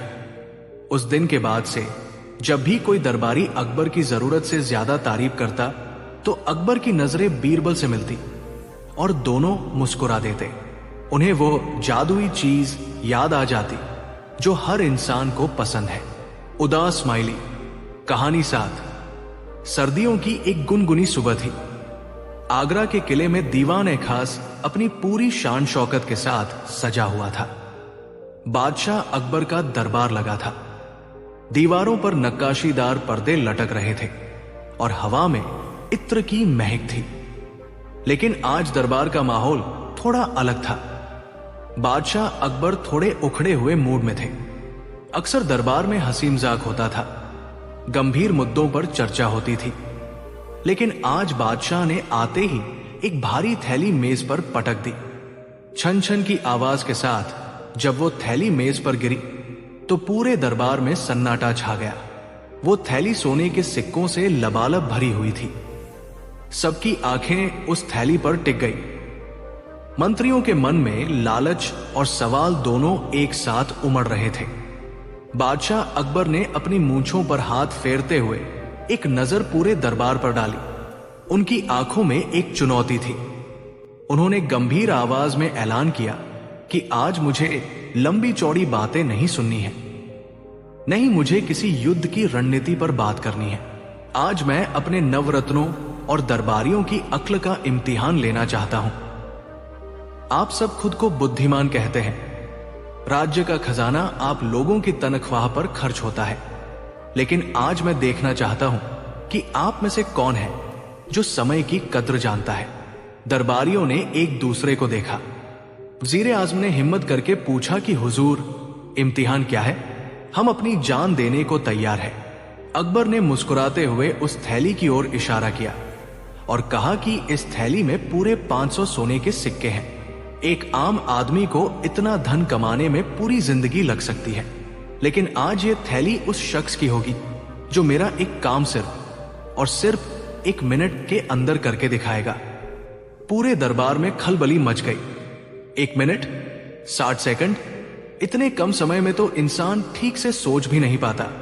बादशाह न जाने क्या मांग बैठे। किसी को लगा बादशाह कोई पहेली पूछेंगे, किसी को लगा तलवारबाजी का हुनर दिखाना होगा। मुल्ला दो प्याजा, जो हमेशा बीरबल को हराने के मौके तलाशते रहते थे, आगे आए और बोले कि जहां पनाह, हुक्म कीजिए। 1 मिनट तो क्या, हम पलक झपकते ही आपके लिए तारे तोड़ लाएंगे। अकबर ने अपनी कुर्सी से उठते हुए कहा कि मुझे तारे नहीं चाहिए। मेरी चुनौती बहुत सीधी है। क्या तुम में से कोई है जो अभी इसी वक्त सिर्फ 1 मिनट के अंदर पूरी दुनिया का चक्कर लगाकर वापस आ सके? दरबार में ऐसा सन्नाटा छा गया जैसे किसी ने सबकी सांसें छीन ली हो। दुनिया का चक्कर 1 मिनट में? यह तो असंभव था, यह नामुमकिन था। उस जमाने में तो दुनिया का चक्कर लगाने में महीनों बल्कि सालों लग जाते थे। तेज से तेज घोड़ा भी ये नहीं कर सकता था, नहीं कोई जहाज। दरबारी आपस में फुसफुसाने लगे कि बादशाह शायद मजाक कर रहे हैं या फिर आज उनका मिजाज ठीक नहीं है। सेनापति ने डरते हुए कहा कि माफ करे जहांपना, लेकिन यह तो कुदरत के नियमों के खिलाफ है। सूरज की किरण को भी दुनिया घूमने में वक्त लगता है, हम तो फिर भी इंसान हैं। पूरी पृथ्वी की परिक्रमा 1 मिनट में कैसे हो सकती है? आप हमारी जान मांग लीजिए, वो आसान है, लेकिन ये शर्त जीतना किसी के बस की बात नहीं। अकबर का चेहरा सख्त हो गया। उन्होंने कहा कि तो क्या मैं ये मान लूं कि मेरे दरबार में सिर्फ बातें बनाने वाले लोग हैं, काम करने वाला कोई नहीं? ये 500 सोने के सिक्के आज वापस खजाने में चले जाएंगे क्योंकि तुम सब नाकाबिल हो। मुल्ला दो प्याजा भी अपना सिर खुजलाने लगे, गणित लगाने लगे कि अगर हम सबसे तेज घोड़े पर बैठें, नहीं, नामुमकिन है। तभी दरबार के पिछले हिस्से से जूतों की एक शांत आवाज आई। ये बीरबल थे। वे हमेशा की तरह थोड़ी देर से आए थे और उन्हें नहीं पता था कि क्या चल रहा है, लेकिन दरबार का सन्नाटा और मेज पर रखी सोने की थैली देखकर वे माजरा समझ गए कि आज कोई खेल चल रहा है। बीरबल ने झुककर सलाम किया और अपनी जगह पर खड़े हो गए। अकबर ने बीरबल को देखते ही व्यंग्य किया कि आओ बीरबल, तुम तो हमेशा देर से आते हो। वैसे भी आज तुम्हारे आने का कोई फायदा नहीं, क्योंकि आज का इनाम जीतना तुम्हारे बस की भी बात नहीं है। बीरबल ने मुस्कुराते हुए पूछा कि जहां पनाह, क्या मैं जान सकता हूं कि ऐसी कौन सी मुहिम है जो मेरे बस की नहीं? अकबर ने शर्त दोहराई कि मेज पर 500 सोने के सिक्के हैं। शर्त यह है कि जो भी व्यक्ति 1 मिनट के अंदर पूरी दुनिया का चक्कर लगाकर आएगा, यह धन उसका होगा। लेकिन अगर चुनौती स्वीकार करने के बाद वो असफल हुआ तो उसे कोड़े भी पड़ सकते हैं। बीरबल ने एक पल के लिए सोचा। उनकी आंखों में एक चमक आ गई। उन्होंने बादशाह से कहा कि जहां पनाह, शर्त मंजूर है, लेकिन मेरी भी एक शर्त है। अकबर ने पूछा, क्या? बीरबल बोले कि समय का हिसाब पक्का होना चाहिए। 1 मिनट यानी ठीक 60 सेकंड, ना एक पल कम, ना एक पल ज्यादा। क्या आप समय देखने के लिए तैयार हैं? बादशाह ने रेत की घड़ी, आरग्लास, मंगवाई। ये वो घड़ी थी जिसमें ऊपर के हिस्से से रेत नीचे गिरती थी और जब पूरी रेत गिर जाती तो 1 मिनट पूरा हो जाता। अकबर ने कहा कि बीरबल, तैयार हो जाओ। जैसे ही मैं इशारा करूंगा, ये घड़ी पलट दी जाएगी और तुम्हारा वक्त शुरू हो जाएगा। अगर आखिरी कण गिरने से पहले तुम दुनिया घूमकर नहीं आए तो अपनी हार मान लेना। दरबारियों के चेहरे पर व्यंग्य भरी मुस्कान थी। मुल्ला दो प्याजा मन ही मन खुश हो रहे थे कि आज तो बीरबल का फंसना तय है। दुनिया का चक्कर लगाने के लिए तो कोई जिन ही चाहिए होगा। बीरबल पागल हो गया है जो इसने हां कर दी। अकबर ने इशारा किया। रेत की घड़ी पलट दी गई। समय शुरू हो चुका था। रेत के कण तेजी से नीचे गिरने लगे। टिक टिक, समय भाग रहा था। दरबारी उम्मीद कर रहे थे कि बीरबल दौड़ लगा देंगे, शायद दरबार से बाहर भागेंगे या कोई जादुई मंत्र पढ़ेंगे, लेकिन बीरबल अपनी जगह से हिले तक नहीं। वे बड़े इत्मीनान से खड़े रहे। 10 सेकंड बीत गए। बीरबल ने अपनी पगड़ी ठीक की। 20 सेकंड बीत गए। बीरबल ने मुस्कुराकर बादशाह को देखा। 30 सेकंड बीत गए। अब दरबारियों को घबराहट होने लगी। अरे, ये आदमी कर क्या रहा है? आधा समय निकल गया और ये खड़ा है। मुल्ला दो प्याजा चिल्लाए कि देखा जहांपना, इसने हार मान ली है। ये अपनी जगह से हिला भी नहीं। लेकिन 40वें सेकंड पर बीरबल ने कदम बढ़ाया। वो न तो दरबार के बाहर गए, न ही किसी घोड़े की तरफ लपके। वे धीरे धीरे, बहुत ही सम्मान के साथ बादशाह अकबर के सिंहासन की सीढ़ियों की तरफ बढ़े। दरबार में सन्नाटा इतना गहरा था कि बीरबल के कदमों की आहट सुनी जा सकती थी। बीरबल सिंहासन के करीब पहुंचे। उन्होंने बादशाह अकबर के सामने सिर झुकाया और फिर उन्होंने बादशाह अकबर के सिंहासन के चारों ओर घूमना शुरू कर दिया। उन्होंने बादशाह की परिक्रमा करनी शुरू की। रेत के आखिरी कण गिर रहे थे। 50 सेकंड, 55 सेकंड। बीरबल का एक चक्कर पूरा हुआ और ठीक उसी वक्त जब रेत का आखिरी दाना नीचे गिरा, बीरबल ने बादशाह के सामने रुककर सलाम ठोंका और बोले, जहां पनाह, मेरा सफर पूरा हुआ। मैंने पूरी दुनिया का चक्कर लगा लिया है। पूरा दरबार हक्का बक्का रह गया। अकबर गुस्से और हैरानी के मिले जुले भाव से बोले कि बीरबल, ये क्या मजाक है? मैंने कहा था दुनिया का चक्कर लगाने को, और तुम मेरे सिंहासन के चक्कर लगाकर कह रहे हो कि काम हो गया। क्या तुम मुझे बेवकूफ समझते हो? यह चीटिंग है। बीरबल ने बड़े ही विनम्र भाव से लेकिन दृढ़ता के साथ उत्तर दिया कि गुस्ताखी माफ हो जहांपना, लेकिन मैंने वही किया जो शास्त्रों में लिखा है और जो एक सच्चा सेवक मानता है। अकबर ने पूछा कि पहेलियां मत बुझाओ, साफ साफ बताओ। बीरबल ने कहा कि हुजूर, एक छोटे बच्चे के लिए उसकी दुनिया उसके माता पिता होते हैं। वो उनकी गोदी में खेलकर मान लेता है कि उसने दुनिया देख ली। एक शिष्य के लिए उसका गुरु ही उसकी दुनिया होता है और एक वफादार प्रजा के लिए उसका बादशाह ही उसकी पूरी कायनात, उसका पूरा ब्रह्मांड, उसकी पूरी दुनिया होता है। मेरे लिए आप ही मां बाप है, आप ही गुरु हैं और आप ही इस सल्तनत के मालिक हैं। मेरी दुनिया तो आपके चरणों से शुरू होती है और आप पर ही खत्म होती है। जब मैंने आपकी परिक्रमा कर ली तो मुझे पहाड़ों, नदियों और समुद्रों को लांघने की क्या जरूरत? मेरी दुनिया तो इसी सिंहासन पर बैठी है। बीरबल का यह जवाब सुनकर दरबार में सन्नाटा छा गया, लेकिन यह सन्नाटा डर का नहीं बल्कि सम्मान का था। अकबर का गुस्सा पल भर में पिघल गया। वे बीरबल के शब्दों की गहराई में खो गए। बीरबल ने न केवल अपनी बुद्धिमानी दिखाई थी बल्कि अपनी वफादारी का ऐसा सबूत दिया था जिसका कोई मोल नहीं था। उन्होंने साबित कर दिया था कि दुनिया सिर्फ भूगोल या नक्शे का नाम नहीं है। दुनिया वह है जिसे आप सबसे ज्यादा मानते हैं। अकबर की आंखों में चमक आ गई। वे अपने सिंहासन से उठे और बीरबल को गले लगा लिया। उन्होंने कहा कि मान गए बीरबल, मान गए। तुमने फिर साबित कर दिया कि जहां सबकी सोच खत्म होती है वहां से तुम्हारी शुरुआत होती है। वाकई तुमने 1 मिनट से भी कम समय में दुनिया नाप ली। अकबर ने खुद अपने हाथों से वो 500 सोने के सिक्कों की थैली उठाई और बीरबल के हाथों में रख दी। उन्होंने ऐलान किया कि ये इनाम सिर्फ इस जवाब के लिए नहीं है बल्कि उस नजरिए के लिए है जिसने एक असंभव काम को संभव बना दिया। मुल्ला दो प्याजा और बाकी दरबारी जो बीरबल की हार का इंतजार कर रहे थे अब शर्मिंदा थे। वे भूगोल और विज्ञान में उलझे रह गए, जबकि बीरबल ने भावनाओं और तर्क का ऐसा मेल बिठाया कि बाजी मार ले गए। बीरबल ने वो थैली स्वीकार की और उसमें से कुछ सिक्के निकालकर दरबार के सेवकों में बांट दिए, ये कहते हुए कि मेरी दुनिया, बादशाह खुश है तो मुझे और क्या चाहिए। तो दोस्तों, बीरबल ने उस दिन सिर्फ 60 सेकंड में 500 सोने के सिक्के कमाकर यह साबित कर दिया कि दुनिया में सबसे कीमती चीज वक्त नहीं बल्कि वक्त पर आने वाला सही विचार है। अक्सर हम मुश्किलों को बहुत बड़ा समझ लेते हैं।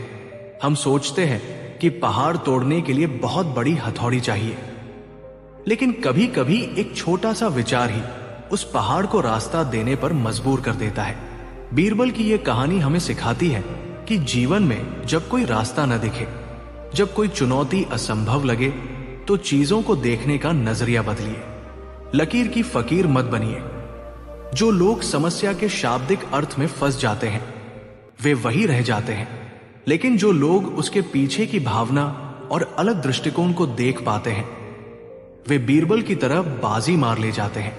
सोचिए, अगर बीरबल भी बाकी दरबारियों की तरह घोड़ा ढूंढने लगते तो क्या वो कभी जीत पाते? नहीं। उन्होंने खेल के नियमों को अपने हिसाब से बदला नहीं, बल्कि नियमों की एक नई व्याख्या दी जिसे कोई काट नहीं सका। अगली बार जब आपके सामने कोई ऐसी मुसीबत आए जिसका हल दूर दूर तक न दिखे, तो घड़ी की सुई देखने के बजाय अपने दिमाग के घोड़े दौड़ाइएगा। क्या पता आपकी 500 सोने के सिक्कों वाली जीत बस एक सही विचार की दूरी पर हो। कहानी 8। सुबह का समय था और दीवा नाम खचाखच भरा हुआ था, लेकिन आज हवा में कुछ अलग ही तनाव महसूस हो रहा था। बादशाह अकबर के आने से पहले उनके एक खास वजीर, जिसका नाम मुल्ला दो प्याजा था, जो हमेशा बीरबल को नीचा दिखाने की कोशिश करते थे, उन्होंने अपने साथियों के साथ मिलकर बीरबल को घेर रखा था। मुल्ला दो प्याजा ने व्यंग्य करते हुए कहा कि बीरबल, तुम खुद को बहुत अक्लमंद समझते हो ना? बादशाह तुम्हारी हर बात मानते हैं क्योंकि तुम उन्हें अपनी बातों में फंसा लेते हो, लेकिन हकीकत तो यह है कि तुम सिर्फ किस्मत के धनी हो, अक्ल के नहीं। बीरबल मुस्कुराए और बहुत ही शांत स्वर में बोले कि मुल्ला जी, किस्मत भी उन्हीं का साथ देती है जिनकी अक्ल सही वक्त पर काम करती है। यह सुनकर मुल्ला का चेहरा गुस्से से लाल हो गया। उसने तैश में आकर सबके सामने ऐलान कर दिया कि अगर तुम्हें अपनी अक्ल पर इतना ही घमंड है तो आज एक शर्त हो जाए। अगर तुम आज सूरज ढलने से पहले जहांपनाह अकबर को 3 बार मूर्ख बना सके तो हम मान लेंगे कि तुम वाकई बीरबल हो, और अगर तुम हार गए तो तुम्हें हमेशा के लिए यह दरबार छोड़कर जाना होगा। पूरा दरबार सन्न रह गया। यह शर्त बहुत खतरनाक थी। बादशाह को मूर्ख बनाना शेर के मुंह में हाथ डालने जैसा था। अगर बादशाह को पता चला कि उन्हें जानबूझकर बेवकूफ बनाया जा रहा है तो सजाए मौत भी हो सकती थी। लेकिन बीरबल ने एक पल सोचा, अपनी मूंछों पर ताव दिया और बोले कि मुझे शर्त मंजूर है, लेकिन अगर मैं जीत गया तो आप सभी को आज भरे दरबार में यह स्वीकार करना होगा कि अक्ल ईर्ष्या से बड़ी होती है। शर्त पक्की हो गई। अब बीरबल के पास सिर्फ 1 दिन का वक्त था, और सबसे बड़ी मुसीबत यह थी कि मुल्ला 2 प्याजा ने चुपके से बादशाह के कान भर दिए थे कि आज बीरबल उनके साथ कुछ मजाक करने वाला है। इसलिए बादशाह पहले से ही सतर्क थे। दोपहर का समय होने वाला था। शाही बागीचे में अकबर टहल रहे थे, लेकिन बीरबल ने अभी तक कोई चाल नहीं चली थी। मुल्ला और उनके साथी दूर से खड़े होकर मंद मंद मुस्कुरा रहे थे। उन्हें लग रहा था कि बीरबल डर गया है। तभी बीरबल तेजी से बादशाह अकबर की तरफ आए। उनके चेहरे पर घबराहट थी। उन्होंने अपने हाथ से अपनी आंखों को ढक रखा था, जैसे वे कुछ देखने की कोशिश कर रहे हों, लेकिन देख नहीं पा रहे। अकबर ने पूछा कि अरे बीरबल, क्या हुआ? तुम ऐसे आसमान की तरफ क्यों देख रहे हो, और तुम्हारी आंखों में ये पानी क्यों है? बीरबल ने कांपती आवाज में कहा कि माफी हुजूर, पर मैंने अभी अभी एक ऐसी चीज देखी जो मैंने अपनी पूरी जिंदगी में नहीं देखी, लेकिन मैं उसे दोबारा देखने की हिम्मत नहीं कर पा रहा। अकबर की जिज्ञासा जाग उठी। उन्होंने पूछा कि क्या देखा तुमने? पहेलियां मत बुझाओ, साफ साफ बताओ। बीरबल ने आसमान की ओर इशारा करते हुए कहा कि हुजूर, देखिए, ठीक सूरज के बीचों बीच एक काला धब्बा दिखाई दे रहा है। ज्योतिषियों का कहना है कि जो भी राजा इसे नंगी आंखों से देख लेता है, उसके खजाने में दोगुनी वृद्धि हो जाती है। ये एक दुर्लभ स्वर्ण धब्बा है जो 100 साल में एक बार दिखता है। खजाना बढ़ने की बात सुनकर और अपनी जिज्ञासा के कारण अकबर तुरंत आसमान की ओर देखने लगे। उन्होंने अपनी हथेली का साया बनाया और सीधे चमकते हुए सूरज की ओर घूरने लगे। धूप बहुत तेज थी। अकबर की आंखें चौंधिया गई और आंखों से पानी गिरने लगा। अकबर चिल्लाए कि बीरबल, मुझे तो कुछ नहीं दिख रहा, सिर्फ पीली रोशनी और आंखों में जलन हो रही है। बीरबल ने तुरंत सामान्य होकर मुस्कुराते हुए कहा कि हुजूर, नीचे देखिए। अकबर ने नीचे देखा और अपनी आंखें मसली और पूछा कि क्या मतलब है तुम्हारा? बीरबल ने कहा कि हुजूर, सूरज पर कोई धब्बा नहीं है और न ही कोई खजाना बढ़ने वाला है। मैंने तो बस ये चेक किया कि क्या आप मेरी बातों में आकर जलते हुए सूरज को घूर सकते हैं। ये थी मेरी पहली मूर्खता। अकबर पहले तो गुस्से से लाल हुए, फिर अपनी ही बेवकूफी पर जोर से हंस पड़े और बोले कि वाह बीरबल, तुमने हमें लालच में फंसा ही लिया। दूर खड़े मुल्ला 2 प्याजा का मुंह खुला का खुला रह गया। बीरबल का स्कोर अब 1 था और दरबारियों का 0। पहली हार के बाद मुल्ला 2 प्याजा सतर्क हो गया।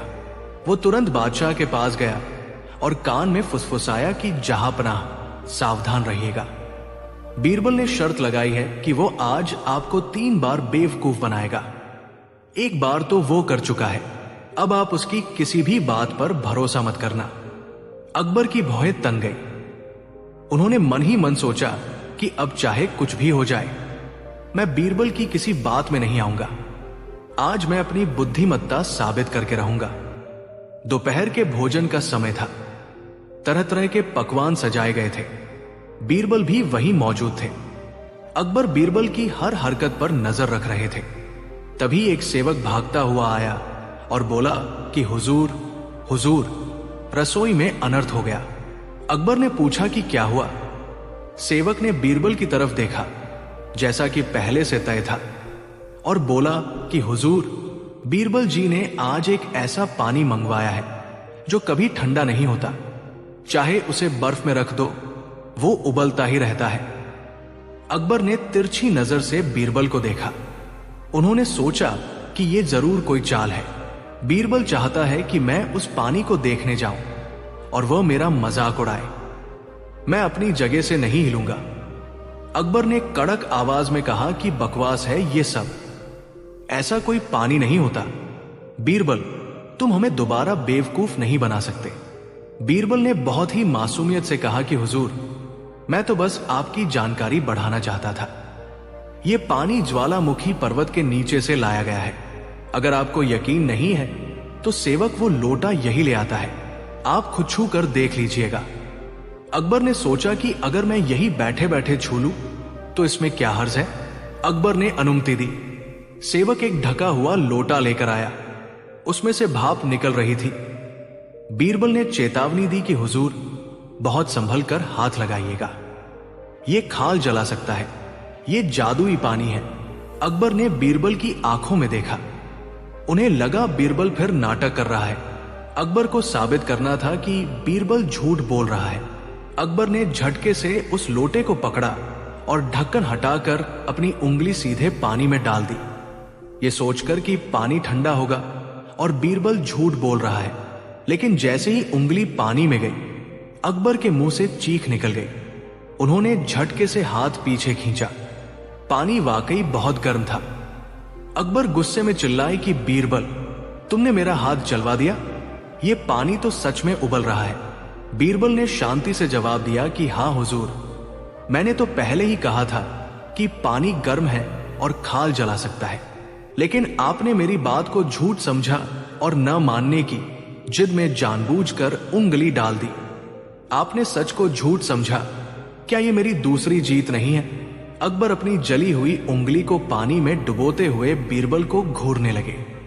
वे समझ गए कि बीरबल ने उनके अविश्वास का फायदा उठाया। अकबर ने हंसते हुए कहा कि मान गए बीरबल, तुम सच बोलकर भी फंसा सकते हो। मुल्ला दो प्याजा अब पसीने पसीने हो रहा था, क्योंकि बीरबल 2 बार बाजी मार चुके थे। शाम हो चुकी थी और सूरज ढलने में बस कुछ ही समय बाकी था। अकबर अब पूरी तरह से सतर्क हो चुके थे। उन्होंने अपने मन में ठान लिया था कि अब चाहे आसमान गिर जाए या जमीन फट जाए, मैं बीरबल की किसी बात पर प्रतिक्रिया नहीं दूंगा। तीसरी बार तो मैं उसे जीतने नहीं दूंगा। मुल्ला दो प्याजा और बाकी दरबारी खुश थे। उन्हें पता था कि बादशाह अब एकदम पत्थर बन चुके हैं, वे किसी बात का जवाब नहीं देंगे। बीरबल दरबार में आए। उन्होंने देखा कि अकबर खामोश बैठे हैं और किसी की तरफ देख भी नहीं रहे। बीरबल ने कई कोशिशें की। उन्होंने कहा कि हुजूर, सुना है आज चांद हरे रंग का निकलेगा। अकबर चुप रहे। उन्होंने कोई प्रतिक्रिया नहीं दी। बीरबल ने फिर कहा कि हुजूर, आपके पीछे एक सांप है। अकबर हिले भी नहीं, क्योंकि उन्हें पता था यह चाल है। समय बीतता गया, सूरज डूबने वाला था। मुल्ला दो प्याजा बीरबल के पास आए और धीरे से बोले कि बीरबल, अपना बोरिया बिस्तर बांध लो। बादशाह अब तुम्हारी किसी बात में नहीं आएंगे। तुम शर्त हारने वाले हो। बीरबल का चेहरा उदास हो गया। वह सिर झुकाकर बादशाह के सामने गए।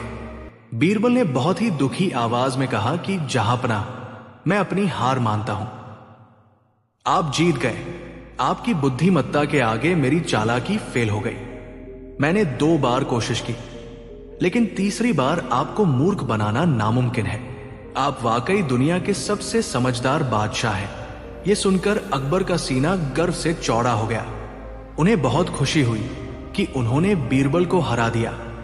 बीरबल ने आगे कहा कि हुजूर, शर्त के मुताबिक मैं हार गया हूं, इसलिए मैं ये दरबार और आगरा छोड़कर जा रहा हूं।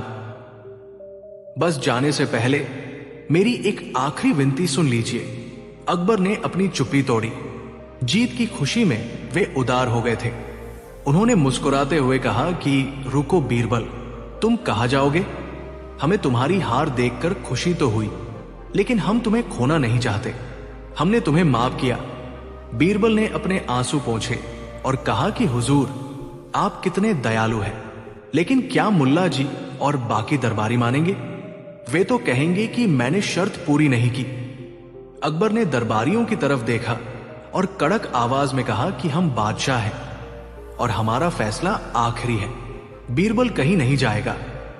और हां, बीरबल ने हमें 2 बार तो मूर्ख बनाया ही था, तीसरी बार न सही, लेकिन उसकी कोशिश शानदार थी। हम उसकी हार को भी जीत मानते हैं। तभी बीरबल के चेहरे की उदासी गायब हो गई और वो अपनी जानी पहचानी मुस्कान के साथ हंसने लगे। बीरबल ने कहा कि गुस्ताखी माफ हुजूर, लेकिन यही तो मेरी तीसरी चाल थी। अकबर चौंक गए और बोले कि क्या? कौन सी चाल? बीरबल ने कहा कि हुजूर, ध्यान दीजिए, मैंने अभी अभी आपसे अपनी हार मनवाई, जो कि सच नहीं थी। मैंने आपको विश्वास दिलाया कि मैं हार चुका हूं, जबकि खेल अभी बाकी था। और सबसे बड़ी बात यह है कि मैंने आपकी दयालुता का फायदा उठाकर बिना कोई असली गलती किए आपसे खुद को माफ भी करवा लिया। एक ऐसे गुनाह की माफी जो मैंने किया ही नहीं था, यानी कि शर्त हारना। क्या यह आपको बातों में उलझाना नहीं हुआ? अकबर सन्न रह गए। उन्होंने पूरे घटनाक्रम को दिमाग में दौड़ाया। बीरबल ने हारने का नाटक किया। अकबर को उस नाटक पर विश्वास हुआ और वे मूर्ख बने, और फिर अकबर ने उसे माफ भी कर दिया, ये सोचकर कि वो जीत गए हैं। पूरा दरबार सन्नाटे में था। मुल्ला 2 प्याजा का चेहरा देखने लायक था, जैसे किसी ने उसे तमाचा मारा हो। अकबर कुछ पल चुप रहे और फिर जोर जोर से हंसने लगे और बोले कि कमाल कर दिया बीरबल, तुमने हमारी ही दयालुता और हमारे ही अहंकार का इस्तेमाल हमारे खिलाफ किया। मान गए। तो दोस्तों, देखा आपने, बीरबल ने कैसे साबित किया कि बुद्धिमानी सिर्फ किताबों में नहीं, बल्कि समय और परिस्थिति को समझने में होती है। पहली बार उसने लालच का इस्तेमाल किया, दूसरी बार उसने अविश्वास का इस्तेमाल किया, और तीसरी बार उसने अहंकार और दया का इस्तेमाल किया।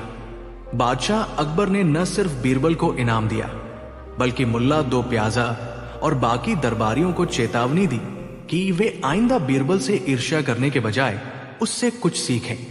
दोस्तों, इस कहानी से हमें यह सीख मिलती है कि जब आपके विरोधी आपको नीचा दिखाने की कोशिश करें, तो गुस्सा होने के बजाय अपनी बुद्धि और धैर्य का इस्तेमाल करें।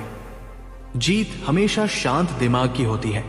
अगर आपको बीरबल की ये चतुराई पसंद आई और आप चाहते हैं कि हम ऐसी ही और भी मजेदार कहानियां लेकर आएं, तो इस वीडियो को लाइक करें और कमेंट में बताएं कि आपको बीरबल की कौन सी चाल सबसे अच्छी लगी। ऐसे ही और किस्सों के लिए हमारे चैनल को अभी सब्सक्राइब करें। मिलते हैं अगली कहानी में। तब तक के लिए हंसते रहिए और मुस्कुराते रहिए।